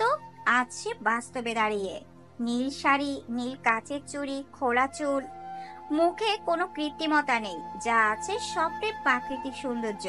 কিন্তু অথৈ এসব জানলো কিভাবে? কি হলো? ওইভাবে কি দেখো? অথৈর কথায় নীরব ভাবনা ছেড়ে বাস্তবে এসে বলল। খুব সুন্দর লাগছে তোকে। অথৈ যেন বিশ্বাসই করতে পারছে না। এটাই কি নীরব বলল? কি বললে আবার বলো। এখন নীরবের মনে হচ্ছে কথাগুলো বলে সে ভুল করেছে। এখন অথৈ তার মাথা খাবে। তবুও সে একটু সাজিয়ে গুছিয়ে বলল। বললাম যে নীল শাড়ি আর নীল চুড়ি আমার ভীষণ পছন্দ, তাই এগুলো ভালো লাগছে। নীরবের কথা শুনে অথৈর মুখটা অন্ধকার করে বলল। ও, ফ্রেশ হয়ে নাও। অথৈর কথা শুনে নীরব আর দেরি না করে চলে গেল। নীরব যাওয়ার পর অথৈ হালকা হাসলো। এটা ভেবে যে ইনডাইরেক্টলি সে তাকে সুন্দর বলেছে। তারপর ওয়াশরুমের দিকে এক নজর চেয়ে সে নীরবের ডায়েরিটা হাতে নিল। এটা সে বাসরাতে যখন সম্পূর্ণ ঘর খুঁটিয়ে খুঁটিয়ে দেখছিল, তখন নীরবের ড্রয়ার থেকে পেয়েছিল। ডায়েরিটাও নীল রঙের। নীরবের প্রায় সবকিছু আকাশি বা নীল রং। এর থেকে প্রমাণ পাওয়া যায় নীল রংটা নীরবের পছন্দ। একজন ব্রিলিয়েন্ট স্টুডেন্ট হওয়ায় নোটস আর ডায়েরি থাকাটা খুব সাধারণ ব্যাপার। তবে বেশিরভাগ নোটস যেগুলো কাজের, সেগুলো হয়তো বইয়ের সেলফে আছে, নয়তো টেবিলের উপর। কিন্তু এটাই ড্রয়ারে রাখা, তাও আবার যত্ন সহকারে। প্রেম কাহিনী তো নীরব লিখবে না, কারণ যারা নিজের মনের ভাব কারো কাছে প্রকাশ করতে পারে না কিংবা একতরফা ভালোবাসা হয়, তারাই বেশিরভাগ ডায়েরি লিখে বলে অথৈ মনে করে। কিন্তু ডায়েরিতে লিখেও কি কোনো লাভ তো হয় না। সে যাই হোক, যদি এটা প্রেম না হয় তাহলে কি নিয়ে এখানে লেখা আছে সেটা জানার প্রবল আগ্রহ জাগে তার মনে। আর তখনই ধীরে ধীরে জানতে পারে নীরবের কাল্পনিক সেই মেয়ের কথা। সেখানে কিন্তু ও কারো নাম উল্লেখ করেনি, তার নীল ড্রেসই পরে বাছাই করে দুজনের জন্য। আর আজও সেভাবেই সেজেছে। অন্য তেমন গুরুত্বপূর্ণ কিছু পায়নি সে ডায়েরির মধ্যে। যা আছে তা হচ্ছে নীরবের কয়েকটা ইচ্ছা, যা সে তার কাল্পনিক সঙ্গীকে কল্পনা করে লিখেছে। তাই অথৈ আর সেদিক পড়েনি। সে চায় নীরব নিজ থেকে তাকে নিয়ে সেই ইচ্ছাগুলো পূরণ করুক, আর অথৈ বরাবরের মতে মুক্ত হয়ে তা উপভোগ করুক। তার মনে হচ্ছে দিনটি বেশি দূরে নয়। ডায়েরিটা আবার আগের জায়গায় রেখে অথৈ চুপটি করে বসলো। নীরব এখনই শাওয়ার নিয়ে বেরিয়ে আসবে হয়তো। অথৈ ব্যালকনিতে গিয়ে চুপচাপ দাঁড়িয়ে রইলো। তার মিনিট দুয়েক পরে নীরব বেরিয়ে আসলো। পরনে রয়েছে নীল পাঞ্জাবি, উপর দিয়ে লাল কোটি আর সাদা পায়জামা। চুলে হাত বুলাতে বুলাতে নীরব এগিয়ে আসলো অথৈর দিকে। নীরবকে এক নজর দেখে অথৈ মুগ্ধ হলো। যতটা ভেবেছিল তার চেয়েও বেশি সুন্দর দেখাচ্ছে তাকে। নীরব ভ্রু উঁচিয়ে তাকিয়ে আছে তার দিকে, অথচ তার খেয়ালই নেই। নীরব জিজ্ঞেস করলো, কি দেখিস ওভাবে? তোমাকে। আনমনে উত্তর দিল অথৈ। নীরব মুচকি হেসে এগিয়ে গেল তার দিকে। তারপর গ্রিলে হেলান দিয়ে বুকে দুই হাত গুজে জিজ্ঞেস করলো, তাই? নীরবের এমন নেশাত্মক কণ্ঠস্বর শুনে অথৈয়ের অপ্রস্তুত হয়ে পড়ল। তারপর নীরবের দিকে চেয়ে দেখলো সে এখনো আগে নিয়ে দাঁড়িয়ে আছে, আর ঠোঁটের কোণে মুচকি হাসি বিদ্যমান রয়েছে। এতেই যেন অথৈয়ের ঘায়েল হয়ে পড়েছে।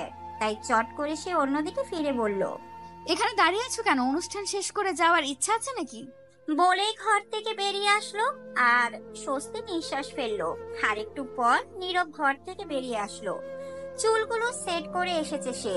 দুজনে মিসেস হিয়ার থেকে বিদায় নিয়ে বেরিয়ে পড়লো। ঠিকানা অনুযায়ী নাহারের বাসা বেশি দূরে নয় বলে দুজনই একটা রিক্সা নিল। পাশাপাশি দুজনই রিক্সায় বসে আছে, কারণ মুখে কোনো কথা নেই। অথৈয়ের পিঠ পর্যন্ত ছড়ানো কেশগুলো বারংবার নীরবের মুখ স্পর্শ করছে। এতে নীরবের বিরক্ত লাগছে না, বরং ভালোই লাগছে। শ্যাম্পু আর চুলের গ্রান যেটাই হোক, নীরবের কাছে ভালো লাগছে। অথৈয়ের মুখের সামনে বারবার চুল চলে আসায় সেই সরাতে সরাতে বিরক্ত হয়ে গেছে। হয়তো চুল ছেড়ে আসতেই হতো না। এই ধারণা ওর মনে রিপিট হচ্ছে। তখনই তার ঘাড়ে সেই শীতল স্পর্শ অনুভব করে। চট করে বাম দিকে ফিরে দেখে নীরব ওর দুই পাশের চুলগুলো সব পেছনে আনছে। তারপর হাত দিয়ে সবগুলোকে ধরে রেখে মৃদু হেসে অথয়ের উদ্দেশ্যে বলল, আর বিরক্ত করবে না, আমি এটা ধরছি, তুই তোর শাড়ি সামলা। বলে সমান দিকে চোখ রাখলো নীরব। অথই আর আঁচলের দিকে তাকিয়ে দেখলো অনেকটাই পায়ের দিকে চলে গেছে। চুলের দিকে খেয়াল করতে গিয়ে আঁচলের দিকে খেয়ালই করেনি সেও মুচকি হেসে আঁচলটা দুই হাতে চেপে বসলো। এখন মনে হচ্ছে চুল ছেড়ে এসে ভুল করেনি সে। খোলা চুলে না আসলে এই ছোট্ট কেয়ারটা মিস করতো সে। নীরবের এই অল্প কেয়ারে হয়তো বাস্তবে অনেক রূপ ধারণ করবে। পাক্কা 10 মিনিট বাদে নীরবের রিক্সা একটা বাড়ির সামনে থামলো। হরেক রকম ফুল নিয়ে সাজানো হয়েছে গেট, আর 4 তলা বাসাটাতে লাইট ঝোলানো রয়েছে। হয়তো রাতের জন্য। রিক্সা ভাড়া মিটিয়ে সামনের দিকে এগিয়ে গেল তারা। এত এত মানুষ এখানে থাকারই কথা। সরকারি চাকরিজীবীর বিয়ে বলে কথা। যার টাকা আছে তার আত্মীয় আর লোক দেখানোর ভালোবাসার অভাব নেই। যেমন ভালোবাসা দেখাচ্ছে নাহার। ভিড়ের মাঝে বারবার লোকজনের ধাক্কা খাচ্ছে অথই। তাই না পেরে সে নীরবকে বলল, একা একা এগিয়ে না গিয়ে আমাকে সঙ্গে নিলে কি তোমার ক্ষতি হবে? ভিড়ের মাঝে হারিয়ে যাচ্ছি তো।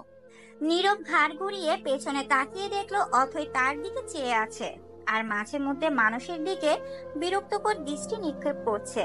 সে অথইর দিকে এগিয়ে গিয়ে তার হাত ধরে বলল, আস্ত বাচ্চাকে বিয়ে করেছি আমি, পুলিশে না ধরলেই হয়। এই কথা অথই শুনতেই বলে উঠল, বাচ্চাদের মতো কি দেখলে? এত মানুষের মাঝে ধাক্কা খাচ্ছি বলে তোমাকে ডাকলাম, না হলে অজানা জায়গায় হারিয়ে গেলে তোমাকেও খুঁজে পাবো না, বাড়ির রাস্তাও খুঁজে পাবো না। সেটাই তো বাচ্চাদের কাজ, অজানা জায়গায় তারা হারিয়ে যায়। সেই জন্য একটা বড় মানুষ পাশে থাকা দরকার, আর এই মুহূর্তে সে বড় মানুষটা আমি।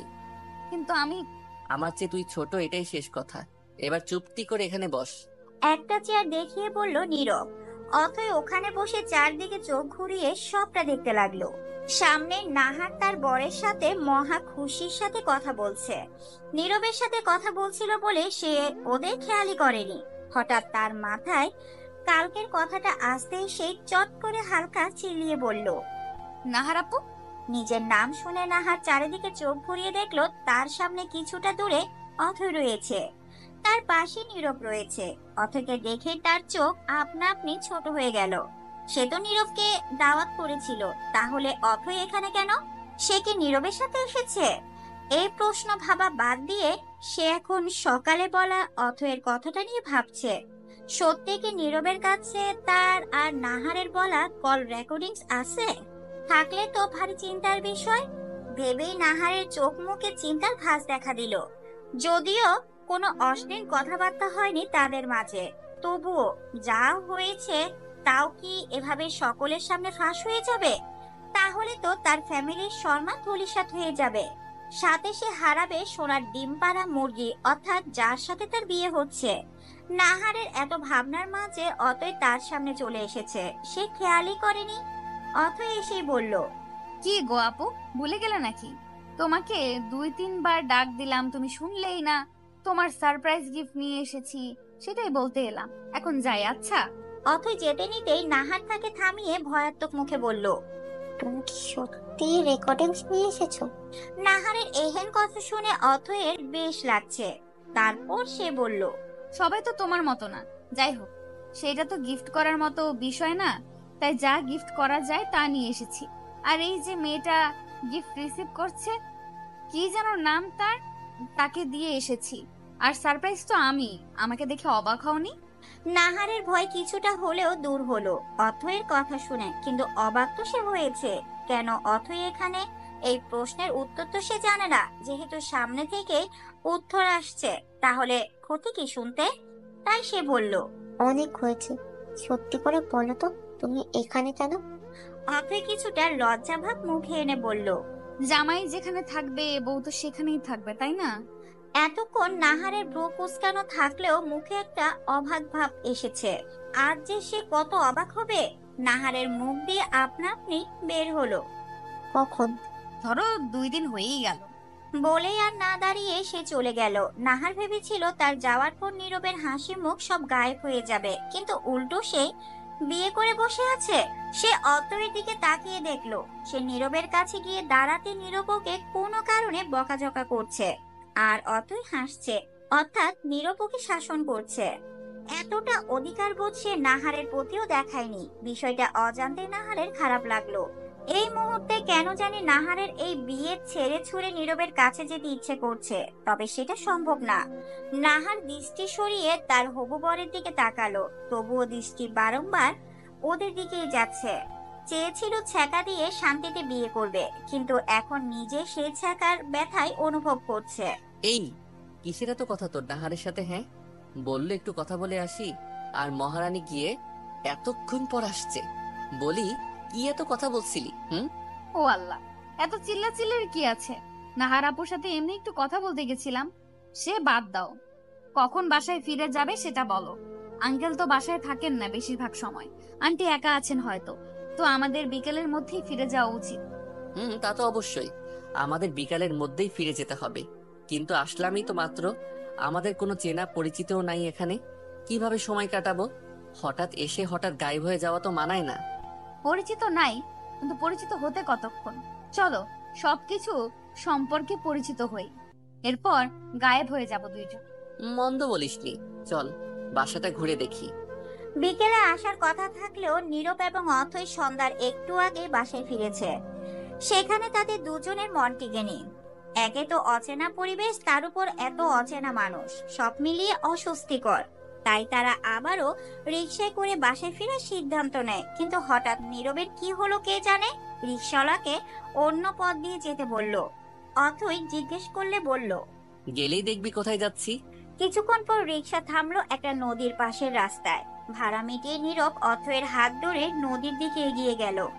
বিকাল তখনও হয়নি, দুপুরের সময় পার হয়নি বলা যায়, তবুও নদীর পাশ বলে একটু পর পর শীতল হাওয়া গায়ে লাগছে। দুই একটা বাদাম বিক্রেতার ফুচকাওয়ালা বসে আছে কাস্টমারের আশায়। ব্যস্ত শহরে সব সময় মানুষের আনাগোনা, বিকেল হলে হয়তো জায়গাটা এখনকার মতো ফাঁকা থাকবে না।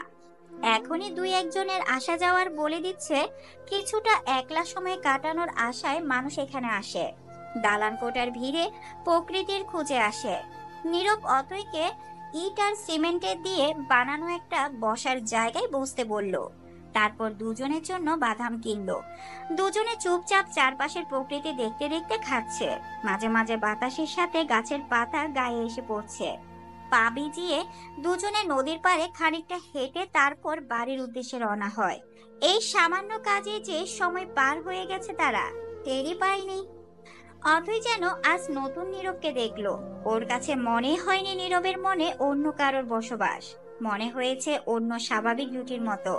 নীরব আজ সবটা মন থেকেই করেছে। যদিও ওর বাড়ি যাওয়ার ইচ্ছে ছিল, কিন্তু সেই ভাবলো যখন ছুটি নিয়েছে তাহলে সেটাকে কাজে লাগাতেই পারে।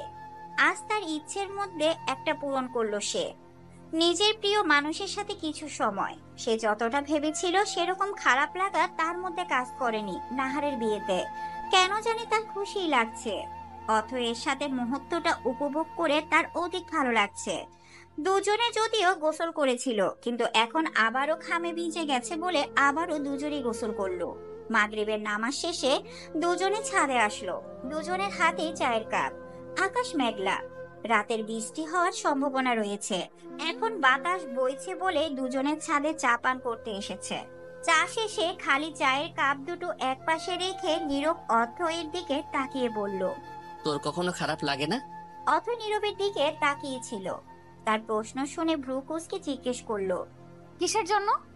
এই যে তোর বিয়ে করা বর অন্য একটা মেয়েকে ভালোবাসে, তোকে না? আজ বাসে না, একদিন তো বাসবে। যদি সে একদিন না আসে? ভালো না বাসুক, ঘৃণা তো আর করে না, ডিসরেসপেক্ট করে না, তাহলে এইভাবেই চালিয়ে যেতে পারবো। বলে কাপ দুটো নিয়ে চলে গেল। নীরব শুধু তার যাওয়ার দিকে তাকিয়ে বলল, সে একদিন খুব শীঘ্রই আসবে, অনেক ভালোবাসতে চাই তোকে। তোর চিন্তা ভাবনা বারবারই আমাকে মনে করায় সেদিন বিয়েটা করে ভুল করিনি। কাঁথা মুড়ি দিয়ে চোখ বন্ধ করে শুয়ে আছে নীরব। নিচে আসার পর থেকে হাঁচি দিয়েই চলেছে সে। সন্ধ্যায় গোসল করার ফলে এমনটা হয়েছে। ছোট থেকে নীরবের ঠান্ডা কাশি সামান্য কারণে হয়, আর তাই সন্ধ্যায় গোসল তার শরীর মেনে নিতে পারেনি বলে এই অবস্থা। অথই বাসায় নেই। সন্ধ্যার পর তার বাসা থেকে ফোন এসেছিল, তার আম্মু খুব অসুস্থ, সেবা করার মতো কেউ নেই, চোখ খোলাও রাখতে পারছে না তিনি। কয়েকদিন ধরে কেমন খাওয়া দাওয়া কমিয়ে দিয়েছিলেন, আর তার ফলস্বরূপ তিনি অসুস্থ হয়ে গেছেন। নীরবে গিয়ে অথৈকে রেখে এসেছে। তখনও দুই একবার হাঁচি দিয়েছিল সে। অথৈ বলেছিল যাওয়ার সময় ওষুধ নিয়ে যেন সে বাসায় ফিরে, কিন্তু অতিরিক্ত বীরত্ব দেখাতে গিয়ে সে বলেছিল, অল্প একটু ঠান্ডা লেগেছে, সেরে যাবে, তার জন্য আবার ওষুধ লাগবে কেন?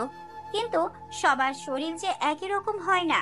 কিছু মানুষ অল্পই অসুস্থ হলেও তাদের অবস্থা খারাপ হয়ে যায়, বেশি হয়ে যায়। নীরব তাদেরই একজন। মিসেস হিয়া তাকে ওষুধ দিয়েছেন, সে ঘুমিয়ে আছে এখন। আশা করা যায় একদম সকালে ঘুম ভাঙবে। আর ওষুধ যেহেতু দ্রুত সেবন করা হয়েছে, তাই রোগ শরীরে না ছড়িয়ে সুস্থ হওয়ার সম্ভাবনাও রয়েছে। অথই তার মায়ের পাশে বসে আছে। অসুস্থ হলে চোখ মুখে অবস্থা প্রচুর খারাপ দেখায়, ওনার হয়েছে তাই। এদিকে মায়ের জন্য খারাপ লাগছে, অন্যদিকে নীরব কি করছে সেই চিন্তাও তার মাথায় রয়েছে। অথই যাওয়ার পর থেকে তার মা একা হয়ে গেছেন। তাকে আর একা একা খেতে ভালো লাগে না, কোনো কাজে মন বসে না। একা বাড়িতে থেকে এই চেনা বাড়িটাও অচেনা মনে হয়। সঙ্গীহীনতার ফলে তিনি অসুস্থ হয়ে গেছেন। এই অবস্থায় অথই তাকে কোনো কথাও বলতে পারছে না। তার খুব ইচ্ছে করছে কিছু কথা শুনিয়ে দিতে। সব সময় শুধু তাকে বলতো, সময়ের কাজ সময়ে করবি, নিজের যত্ন নিবি। আর আজ নিজের শরীরের প্রতি কোনো যত্ন নাই। চোখ বন্ধ করে শুয়ে আছেন তিনি। অথৈর ফোনটা নিয়ে উঠে আসলো। লাইট নেভাতে গিয়েও নেভালো না। নীরবকে ফোন করলো, তবে আন্টি রিসিভ করলেন। নীরবের অসুস্থতার খবরও দিলেন। অথৈ জানিয়ে দিল সে 2-1 দিন এখানে থাকবে, কারণ তার আম্মু অনেকটা সুস্থ। তার আব্বু কাল আসবে, তিনি আউট অফ টাউন। কথা বলে ফোন রেখে দিলাম আমি। ওদিকে আম্মু অসুস্থ, ওইদিকে নীরব। আম্মুকে ছেড়ে যেতে পারবো না, আর নীরবের কাছে যাওয়ার কোনো অজুহাতও নেই, তাই চুপচাপ আম্মুর পাশে শুয়ে পড়লাম। সকালে নীরবের ঘুম ভাঙলো অনেকটা দেরিতে। পাশে কি যেন নেই মনে করতে তার মনে হলো অথই নেই। সে চুপচাপ উঠে হাত মুখ ধুয়ে এসে নাস্তা করে অফিসে চলে গেল। সন্ধ্যায় ফিরতে তার মা দরজা খুলে দিল। সে ভিতরে এসে কাপড় চেঞ্জ করে অথৈকে কোথাও দেখলো না। অথৈ বলেছিল কালকের মধ্যেই চলে আসবে, অর্থাৎ আজ আসার কথা ছিল, কিন্তু আসে নাই। তাই সে তার মায়ের ঘরে গেল। গিয়ে দেখলো তার মা ঘরে নেই। রান্নাঘরে উকি দিয়ে সে দেখলো তার মা থালা বাসন পরিষ্কার করছেন। সে তার মায়ের দিকে এগিয়ে গেল। যদিও সহজ একটা কথা, তবুও কিভাবে বলবে সে ভেবে পাচ্ছে না, তাই চুপচাপ থাকলো। তার মা তাকে উৎকুশ করতে দেখেই বললেন, কিছু বললে বলে ফেল। অথই আসে নাই আম্মু? মিসেস হিয়া একবার নীরবের দিকে তাকিয়ে আবার থালা বাসন ধোয়ায় মনোযোগ দিয়ে বললেন, কাল রাতে ফোন করেছিল, তোর আন্টি খুব অসুস্থ, তাই অথই চাইলেও আসতে পারবে না। ফোন করে জানিয়েছিল 2-1 দিন থাকবে। তুই ঘুমিয়ে গেছিলি বলে আমি ধরেছিলাম, চাইলে দেখে আসতে পারিস। আর চাইলে কি আমাদের দেখে আসা উচিত। নীরব কিছু না ভেবেই বলল। তার মাকে রেডি হতে, আর সেই গেল বাজারে কিছু ফলমূল কিনতে। তার 5 মিনিট পরেই তারা বাসায় গিয়ে পৌঁছালো। কলিং বেল চাপতেই আমি গিয়ে দরজা খুললাম। আন্টি আর নীরবকে একসাথে দেখে আমি বেশ অবাক হলাম। না বলে হঠাৎ আসায় অবাক হয়েছি। দুইজনকে ভেতরে আসতে বলে কিচেনের উদ্দেশ্যে যেতে গেলে নীরব আমার হাত ধরে ফলের ব্যাগটা ধরিয়ে দিল। তারপর সে ঘরে চলে গেল আম্মুর সাথে কথা বলতে। কিছুক্ষণ পর সে ফিরে আসলো আমার কাছে। আমি তখন নাস্তা বানাচ্ছিলাম, সে আমার পাশেই দাঁড়ালো। আমি তার দিকে না তাকিয়েই বুঝলাম। কিছুক্ষণ চুপ থেকে আমি বললাম, আমাকে মিস করো নাই? নীরব হালকা হেসে বলল, করেছি। তার হাসি মুখ দেখে অজান্তে মুখে লজ্জা এসে ভর করলো। তুই করস নাই? উত্তরটা তো জানেন। বাসায় কবে ফিরবি? আমি অসহায় মুখ করে তার দিকে তাকিয়ে চা নামিয়ে বললাম, এখন যেতে চাই, তবে সম্ভব নয়। নীরব হালকা শ্বাস ফেলে বলল, আঙ্কেল আঙ্কেল কবে আসছেন? আজই। দোয়া করো আম্মু যেন জলদি সুস্থ হয়ে যায়। আব্বুকে বলবো এবার যেন এখানে থাকে, আর ব্যবসার কাজে যেন বারবার বাইরে না যায়। তুমিও আঙ্কেলকে বলো যেন তিনিও এখানেই নিজের বাসায় থাকেন। তাই যেন হয়। নাস্তা শেষ করে নীরব চলে যেতে চাইলেই আমি আটকানোর জন্য বলি, আন্টি আজ থেকে যাও না। আন্টি হেসে বলল, সহজ ভাষায় বল, কাকে থাকতে বলছিস? আমি লজ্জায় মাথা নিচু করে ফেললাম। আম্মু চোখ বন্ধ করে আছেন। অসুস্থতার জন্য শরীর দুর্বল হওয়ায় একটু পর পর ঘুমিয়ে যান। এখনো তাই, নয়তো আরো লজ্জা পেতে হতো। আন্টি বলল, আমাকে বাসায় দিয়ে আয়, তারপর ফিরে আয় আবার। আমি আর নীরব একসাথে না বলে উঠলাম, কারণ আমরা দুজনেই নারাজ। আন্টি একা থাকবেন এটা তো মানা যায় না। তাই বললাম, আন্টি তুমি আম্মুর পাশে শুয়ে যাও, একা যেও না প্লিজ। নীরবও আমার সাথে সহমত প্রকাশ করলো, আর আন্টিও আর না করলেন না। রাতের খাবার শেষ করে আন্টি আর আম্মুকে বিছানা ঠিক করে দিয়ে সব গুছিয়ে আমি রুমে ফিরলাম। নীরব রুমে ছিল না, তাই ব্যালকনিতে এসে দেখলাম সে বসে আছে। আমিও তার পাশের টুলটায় বসলাম। আমার উপস্থিতি পেয়ে সে আমার দিকে ঘুরে বসলো। ব্যালকনি অন্ধকার থাকায় বাইরের হালকা আলোগুলোকেও ব্যালকনিটা সুন্দর লাগছিল। ঘুমাবে না? হ্যাঁ। চলো তাহলে। নীরব আমার কথায় উঠে দাঁড়ালো। আমিও তার পেছন হাঁটতে গেলাম, কিন্তু হঠাৎই সে দাঁড়িয়ে গেল আর তার সাথে আমিও দাঁড়িয়ে গেলাম। হঠাৎই সে বেলকনির লাইট জ্বালিয়ে দিল। কিছুক্ষণ অন্ধকারে থাকায় সে আলো চোখে লাগায় আমি 2 হাতে চোখ ঢেকে নিলাম। চোখ খুলেই দেখলাম নীরব আমার করা পেন্টিংটার দিকে তাকিয়ে আছে। নীরব কি এক্সপ্রেশন দিবে এখন? নীরব আমার দিকে ঘুরে ভ্রু কুঁচকে তাকালো, আর নাহারের জায়গায় যেমন নিয়েছি তেমনি পেন্টিংটাতেও নিজেকে এঁকে ফেলেছি। সে কি রাগ করবে? আমি হাসার চেষ্টা করে বললাম, ওভাবে কি দেখো? তুই এঁকেছিস? তার দিকে একবারও তাকাচ্ছি না আমি, একবার এই দিকে আবার ওই দিকে তাকাচ্ছি। তা দেখে সে ফিক করে হেসে উঠলো। তা দেখে আমি বললাম, হাসো কেন? আমি আমার বেনুনি করা চুলের মাঝেও কয়েকটা অবাধ্য চুল কানের পাশে ছুঁয়েছিল। নীরব সেগুলোকে হাত দিয়ে কানের পাশে গুজে দিল। তার স্পর্শে খানিকটা কেঁপে উঠলাম আমি, তবুও বুঝে ওঠার চেষ্টা করছিলাম সে কি করছে। হুট করে সে ব্যালকনির লাইট অফ করে দিল। আমি তা দেখে বললাম, আরে লাইট অফ করতে? পুরো কথা শেষ করার আগেই সে আমার মাথার পেছনে এক হাত দিয়ে তার কাছে টেনে নিয়ে ঠোঁটে ঠোঁট মিলিয়ে দিল। তার স্পর্শে পুরো স্তব্ধ হয়ে গেলাম আমি। তারপর সে আমাকে কোলে তুলে নিয়ে রুমে নিয়ে গেল। তারপর শুয়ে দিয়ে বলল, লাই অফই থাকবে এখন। সকালে নীরব আর আন্টি নাস্তা করে বিদায় নিল। আমি সামনে যাইনি একবার। নাস্তা দেওয়ার সময় শুধু ছিলাম। তারপর সারাটা দিন শুধু এই ভাবনাতেই গেল যে নীরব হঠাৎ কাছে কেন আসলো আমার। এমনটা না যে আমি খুশি হইনি, কিন্তু নীরব কি খুশি হয়েছে, নাকি আমার প্রতি অবিচার হচ্ছে ভেবে কাছে এসেছে? শুধু এই কারণেই ভাবাচ্ছে আমাকে। সন্ধ্যায় হঠাৎ নীরব ফোন দিল। এ সময়টাতে সে সাধারণত অফিস থেকে ফেরে।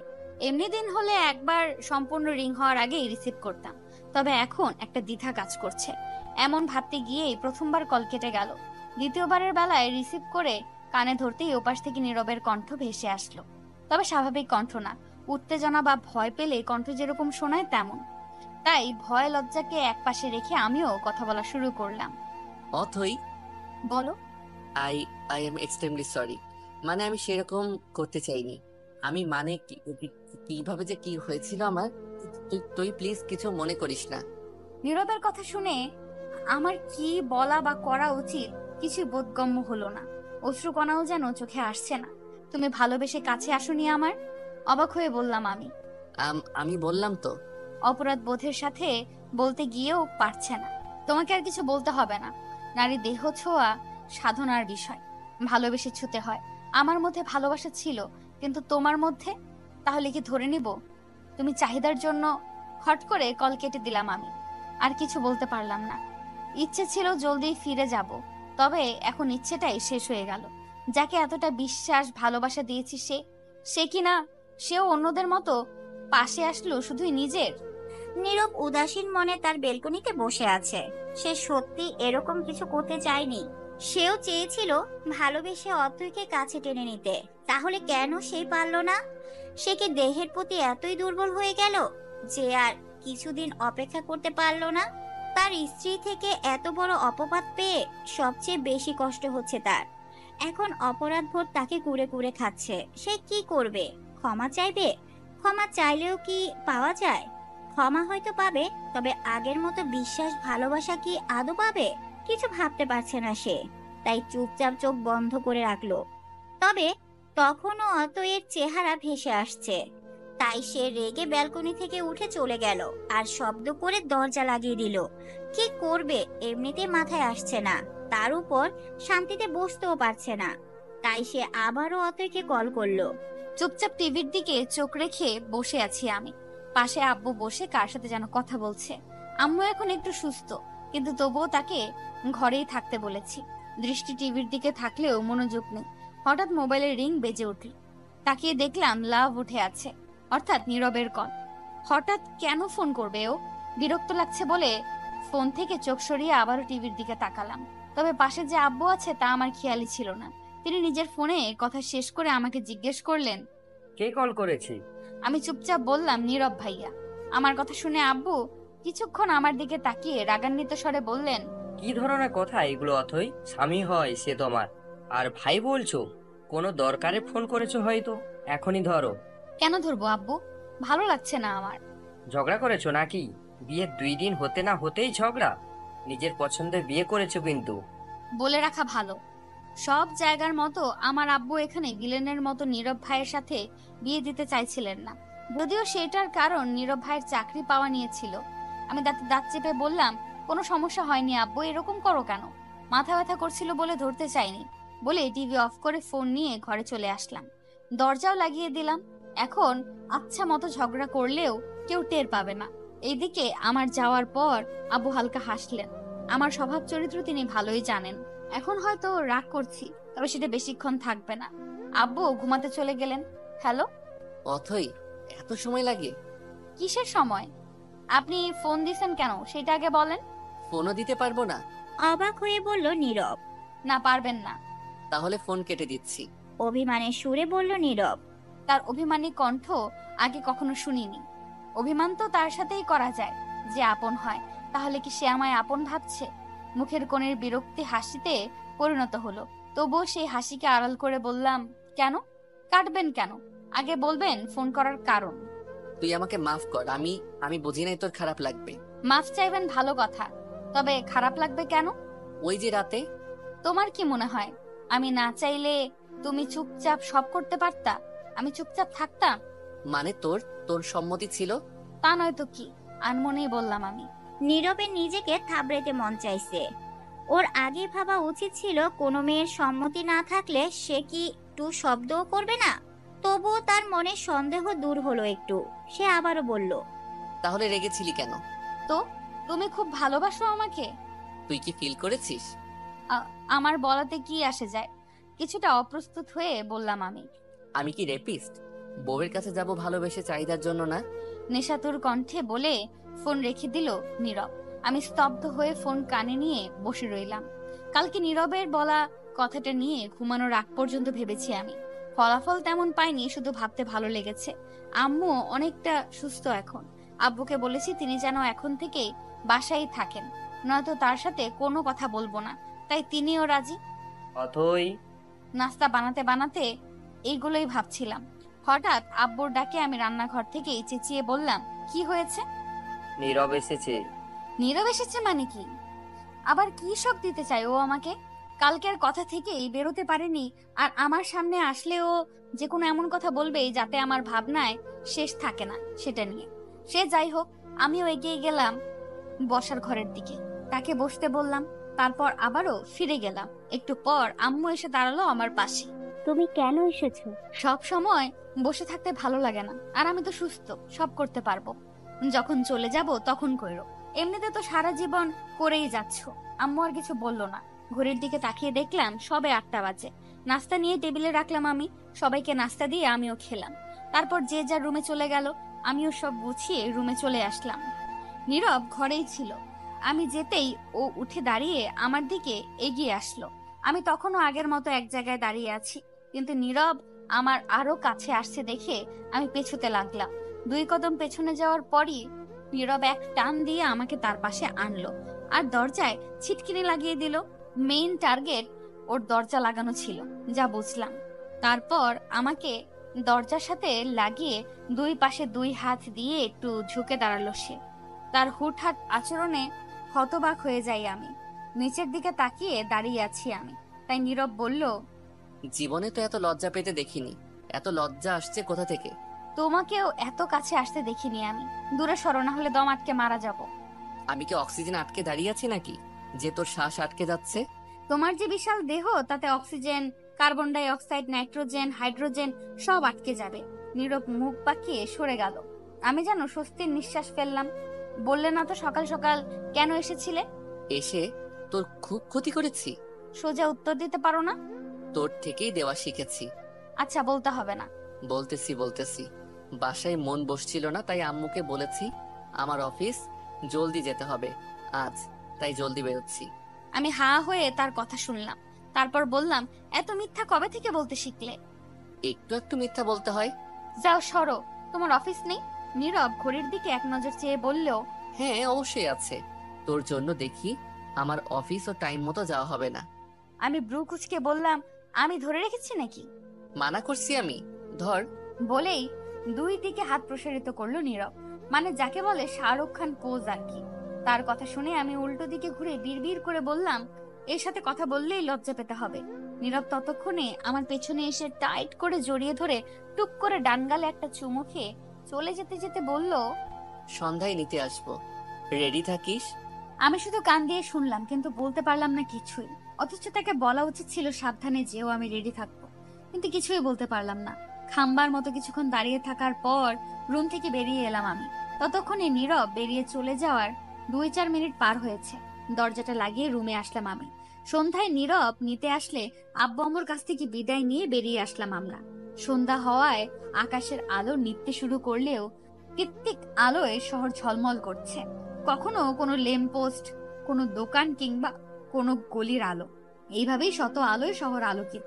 বাড়িতে এসেই ফ্রেশ হয়ে নিল নীরব। আমিও আন্টির খোঁজ খবর নিয়ে রুমে আসলাম। তার একটু পর নীরব আসলো। এই সময়টা আমার কোনো কাজ থাকে না বলেই ফোন স্ক্রল করি, আজও সেটাই। তবে আমার মনে হচ্ছে নীরব এইদিকেই তাকিয়ে আছে, কিন্তু একটু আগে সেও ফোন নিয়ে বসলো। তাহলে কি আমার মনের ভুল? যাই হোক, সেই সব পাত্তা না দিয়ে আমি আমার ফ্রেন্ডদের সাথে কথা বলতে থাকলাম। পড়াশোনার প্রতি কানেক্টেড না থাকলেও আমি তার সাথে কানেক্টেড। হঠাৎই বাইরে কে যেন কলিং বেল চাপ দিল। তা শুনে দুজনেই নিজেদের মুখ চাওয়াচাওয়ি করতে থাকলাম। কিছুক্ষণ পর আমি নীরবকে বললাম দরজা খুলে দিতে। সে দরজা খুলে ফিরে এলো ঠিকই, তবে চোখে মুখে বিরক্তির ছাপ। তাই বললাম, কে এসেছে? পাশের বাসার আন্টি। থমথমে মুখে বলল নীরব। তাতে তোমার এমন অবস্থা কেন? সীমা আন্টি এসেছে। আর কিছু শোনা লাগবে তোর? ওনার কাজই তো হচ্ছে কখনকার ছেলে মেয়ে কি করলো তার তদারকি করা। না জানি আজ কি নিউজ নিয়ে হাজির হয়েছেন। আমি কিছু না বলে চুপচাপ রইলাম। আমারও মেজাজ তুঙ্গে। যাই হোক, একটু পর আন্টি হাসতে হাসতে আমাদের রুমে আসলো। তা দেখে আমরা দুজনেই নড়ে চড়ে ঠিকঠাক হয়ে বসলাম। নীরব জিজ্ঞেস করলো, হাসছো কেন? আজ সীমা আন্টি কুটনামির বদলে কোনো কৌতুক বলেছে নাকি? আন্টি হাসি থামিয়ে বলল, আমার কাছে তোদের দুজনের অভিযোগ নিয়ে এসেছিল। তুই নাকি সন্ধ্যাবেলায় মেয়ে নিয়ে ঘুরছিস, সেদিনও ঘুরছিলি। তোদের মধ্যে নাকি কিছু চলে। যখন অতইকে নীরব রাখতে গিয়েছিল। তুমি কি বললে তারপর? আগ্রহের সাথে বলল নীরব। তারপর আর কি বললাম, জামাই বউ তো একসাথেই ঘুরবে, এটাই স্বাভাবিক। এটা শুনে যেন ওনার মাথায় আকাশ ভেঙে পড়লো। উনি জিজ্ঞেস করলেন, তোদের বিয়ে কখন কিভাবে হলো? আমি বললাম ঘরোয়া ভাবে হয়েছে, তাই বেশি মানুষ জানে না। আন্টির কথা শেষ হতেই আমি আর নীরবও হাসতে লাগলাম। নীরব হাসতে হাসতে বলল, তোমাকে আর কষ্ট করে আমাদের বিয়ের কথা কাউকে জানাতে হবে না। দেখবা কাল আমাদের বাসায় প্রেসও এসে হাজির হবে। বলে আবারও হাসতে থাকলো নীরব। তারপর রাত হতেই আমরা শুয়ে পড়লাম। তবে আজ নীরব পেছন থেকে জড়িয়ে ধরে শুয়েছে আমাকে। তার এই হঠাৎ পরিবর্তনগুলো চোখে পড়ার মতো। তবে ভালোই লাগে, কিছু অভ্যাস কিছু স্মৃতি থাকুক না, সাথে আমিও থাকি, এটাই তো চাই। দুজন মানব জোড়া শামুকের মতো লেগে আছি, কিন্তু কারোর মুখে কোনো কথা নেই। কোনোভাবেই অস্তিত্ব গ্রহণ করি। এইভাবেই কিছু মাস অতিবাহিত হলো। নীরবের স্বভাব আগের তুলনায় অনেক পরিবর্তন হয়েছে। এখনো অনেক কেয়ার করে আমার। সবকিছুতেই তার পারমিশন নেওয়া লাগবে। ও নিজে চেষ্টা করেছে বলেই পরিবর্তিত হতে পেরেছে। আজকে ছুটির দিন বলে আমরা ঘুরতে যাওয়ার সিদ্ধান্ত নিলাম। নীরব আর আমি বিকেলের দিকে বের হলাম। আধা ঘন্টা হাঁটাহাঁটির পর আমরা একটা নির্জন জায়গায় এসে পৌঁছলাম। সেইখানেই আমরা বসলাম কিছুক্ষণ। নীরবের কাঁধে মাথা দিয়ে বসে আছি আমি। দূরে একটা বাড়ি থেকে একটা মেয়ে বিষণ্ণ মনে বের হলো। তাকে অনেক চেনা চেনা মনে হলো। একটু পরেই বুঝতে পারলাম ওটা নাহার আপু। তবে চোখে মুখে কেমন যেন ভাব। বাড়িটা ওই তাদেরই। সেদিন বিয়ে বাড়ির সাজ ছিল আর আজ সাধারণ, তাই চিনতে পারিনি। আমি নীরবকে দেখলাম, সেও প্রথমে চিনতে পারেনি। আমরা এগিয়ে গেলাম সেদিকে। যদিও নীরব যেতে চাইছিল না, তবুও আমি নিয়ে এলাম, কারণ তার এই অবস্থা কেন হলো তা জানার অনেক আগ্রহ জাগলো আমার মনে। আমাদের হঠাৎ এখানে দেখে নাহার আপু অনেক অবাক হলো। সে কিছু বলার আগেই আমি বললাম, কেমন আছো? যেমন করে রেখেছো সে অবস্থায় ভালো থাকার আশা করো কিভাবে? তার কথা শুনে ভীষণ অবাক হলাম আমি।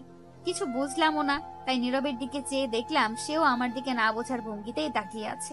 আমি বললাম, আমি রেখেছি মানে? কেমন অবস্থায়? আর আমার সাথে কি সম্পর্ক? বাহ, এখন ভালো সাজা হচ্ছে তাই না? তোমার বলাতেই তো আমি নীরবকে ছেড়ে দিয়েছিলাম। শুধু তোমার কথা ইমোশনাল হয়ে আজ আমার এই অবস্থা। আমার স্বামীও আমাকে ডিভোর্স দিয়ে দিচ্ছে। আজ নীরব আমার সাথে থাকলে আমরা কতই না সুখী হতাম, কিন্তু তোমার কথা ভেবে আমি সবটা বিসর্জন দিয়ে দিয়েছি। আমি অবিশ্বাসের চোখে নাহার আপুর দিকে তাকিয়ে আছি।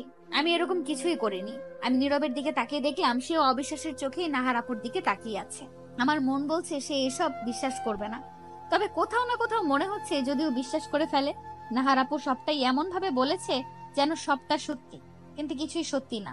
নীরব বলল, এসব কি বলছো নাহার? আমি ঠিকই বলছি নীরব। বলেই সে এগিয়ে গিয়ে নীরবকে জড়িয়ে ধরলো। আমার বুকে ধকধক করে উঠল। নীরব শুধু আমার, আর তার এই বুকেও শুধু আমারই স্থান। সেখানে নাহার আপু কিভাবে? নীরব ওকে সরাচ্ছে না কেন? ও কি বিশ্বাস করে ফেললো নাহার আপুর সবটা? টের পেলাম চোখের কোণে জল এসে ভিড় করেছে। আমি বললাম, চলো না আমরা বাসায় ফিরি। নাহার আপু মিথ্যা বলছে। নাহার আপু নীরবের বুক থেকে সরে এসে আমার দিকে এগিয়ে মারার জন্য হাত উঠাতেই কে যেন তার হাত ধরে ফেললো। আমি তাকিয়ে দেখলাম একজন অচেনা মানুষ। সে নাহার আপুর হাতটা ঝটকা মেরে সরিয়ে দিয়ে বলল, আর কত সংসার ভাঙবে তুমি? তার কথায় নাহার আপু দ্বিতীয় কোনো প্রশ্ন উত্তর করলো না। ততক্ষণে নীরবও আমার কাছে এসে দাঁড়িয়েছে। সে আমার মাথাটা তার বুকে চেপে ধরে এক হাতে আমাকে জড়িয়ে ধরলো। তারপর আমার উদ্দেশ্যে বলল, চলো বাসায় ফিরে যাই। আমরা অগ্রসর হতেই পিছন থেকে সেই ব্যক্তিটি বলে উঠলেন, সত্যটা শুনবেন না? আমি আর নীরব থেমে পেছন ফিরে ব্যক্তিটির দিকে তাকালাম। আমরা পরস্পরের মুখ চাওয়াচাওয়ি করছি। তখনও ব্যক্তিটি আমাদের অবস্থা বুঝতে পেরে এগিয়ে এসে নীরবের উদ্দেশ্যে বলল, আপনার পরিচয় হয়তো নীরব। আপনাকে দেখে বুঝতে পেরেছি আপনি আপনার স্ত্রীকে অনেক বিশ্বাস করেন, কিন্তু তবুও পরবর্তীতে যেন এই নিয়ে কোনো প্রশ্ন আপনাদের মনে না জাগ্রত হয়, তাই সত্যটা জানাতে চাই। আশা করি শুনবেন। নীরব শুধু মাথা নাড়ালো, কিছু বলল না। নীরব তখনও আগের ন্যায় আমাকে এক হাতে জড়িয়ে ধরে রেখেছে, আর নাহার আপুও মাথা নিচু করে দাঁড়িয়ে আছে। চারপাশে তখনও কোনো মানুষের আসা যাওয়া দেখা যাচ্ছে না। ব্যক্তিটি বলতে শুরু করলো, আমি নাহারের হাজবেন্ড। আপনারা হয়তো বিয়েতে দেখেছিলেন বলে ভুলে গেছেন, আমারও মনে ছিল না। কিন্তু আপনার স্ত্রীকে বিয়ের দিন নাহারের সাথে কথা বলতে দেখেছিলাম বলে আজ দেখে চিনতে পারলাম। কি কথা হয়েছিল তা তো শুনিনি, তবে তারপর থেকে নাহারের মন খারাপ থাকতো। এমনিতেও সে কোনো কাজ করতো না। এ নিয়ে মায়ের অভিযোগের শেষ ছিল না, তবে নাহার সেগুলো আমলে নিত না। আমি চুপচাপ সবটা শুনতাম, তবে নাহারকে কিছু বলতে পারতাম না, কারণ অনেক ভালোবাসতাম ওকে। অন্যদিকে আম্মুকেও অনেক ভালোবাসি, তার বিরুদ্ধে কিছু বলারও সাহস ছিল না। শুধু বাড়ির কাজ না করলে মায়ের তেমন একটা অভিযোগ থাকতো না, তবে নাহার তার নিজের কাজগুলোও করতো না, যা মায়ের জন্য বাড়তি ছিল। আজ বুঝতে পারছি নাহারের সেই মন খারাপের কারণটা আপনি, কিন্তু সে এখন যেগুলো বলেছে সেগুলো মিথ্যে। আমি সবটা শুনেছি। নাহার নিজে থেকে আমাকে বিয়ে করতে রাজি হয়েছিল, আর আমি তাকে ডিভোর্স দিতে চাই না। পরিস্থিতি এরকম যে আমার ভালোবাসা আমার থেকে যাই হোক, এটাই ছিল সবটা। বলতে বলতে ভদ্রলোকের চোখের কোণে পানি এসে গেছে। হঠাৎ নীরব আমাকে ছেড়ে নাহার আপুর সামনে গিয়ে দাঁড়িয়ে বলল, আমি তোমাকে ভালোবাসতাম নাহার, আর এই ছেলেটা তোমাকে ভালোবাসে। তোমার কথা বলতে গিয়ে তার চোখের কোণে পানি এসে গেছে। ভাবতে পারছো ও ঠিক কতটা চাইলে তার এরকম অবস্থা হতে পারে? তোমার মত কি হবে তা তো জানি না, তবে আমি চাইবো তোমরা সবটা ঠিকঠাক করে নাও। নিজেদের মাঝে ছেলেটা সত্যি চাই তোমাকে। বলেই নীরব আমার হাত ধরে সামনের দিকে এগিয়ে গেল। আমি পেছন ফিরে দেখলাম ছেলেটা চলে যেতে চাইলে নাহার আপু তার হাত ধরে আটকে ফেললো। ছেলেটা প্রশ্নবোধক দৃষ্টিতে তাকালো নাহার আপুর দিকে। নাহার আপু সরি বলল। দূর থেকে যা বুঝলাম। হঠাৎ ছেলেটা নাহার আপুকে জড়িয়ে ধরলো। আপুও কান্না করতে করতে জড়িয়ে ধরলো। আমি নীরবের দিকে চেয়ে বললাম, সব ঠিক হয়ে গেছে। নীরব আমার দিকে প্রশ্নবোধক দৃষ্টিতে তাকালে আমার পেছনের দিকে আমি ইশারা করলাম। সেও পেছন ফিরে একবার ওদের দিকে চেয়ে হাসলো। তারপর আমার দিকে তাকিয়ে সামনের দিকে হাঁটতে থাকলো। ততক্ষণে সন্ধ্যা নেমে এসেছে। আমি বললাম, যদি ওই ভাইয়াটা এসে সত্যি না বলতো তাহলে তুমি আমাকে অবিশ্বাস করতে। অবিশ্বাস করলে এই ছেলের কথা শোনার আগে তোকে নিয়ে আসতাম না। আমি কিছু বললাম না। নীরব আবারও বলল, ভালোবাসি। আমি হেসে মুখ অন্যদিকে ঘুরিয়ে ফেললাম। এতদিনে এসে কথাটা শুনলাম। আমার উত্তর, আমিও। আমিও কি? ব্রু উঁচিয়ে জিজ্ঞেস করলো নীরব। ভালোবাসি। ভালোবাসি, ভালোবাসি, আছি মোরা পাশাপাশি।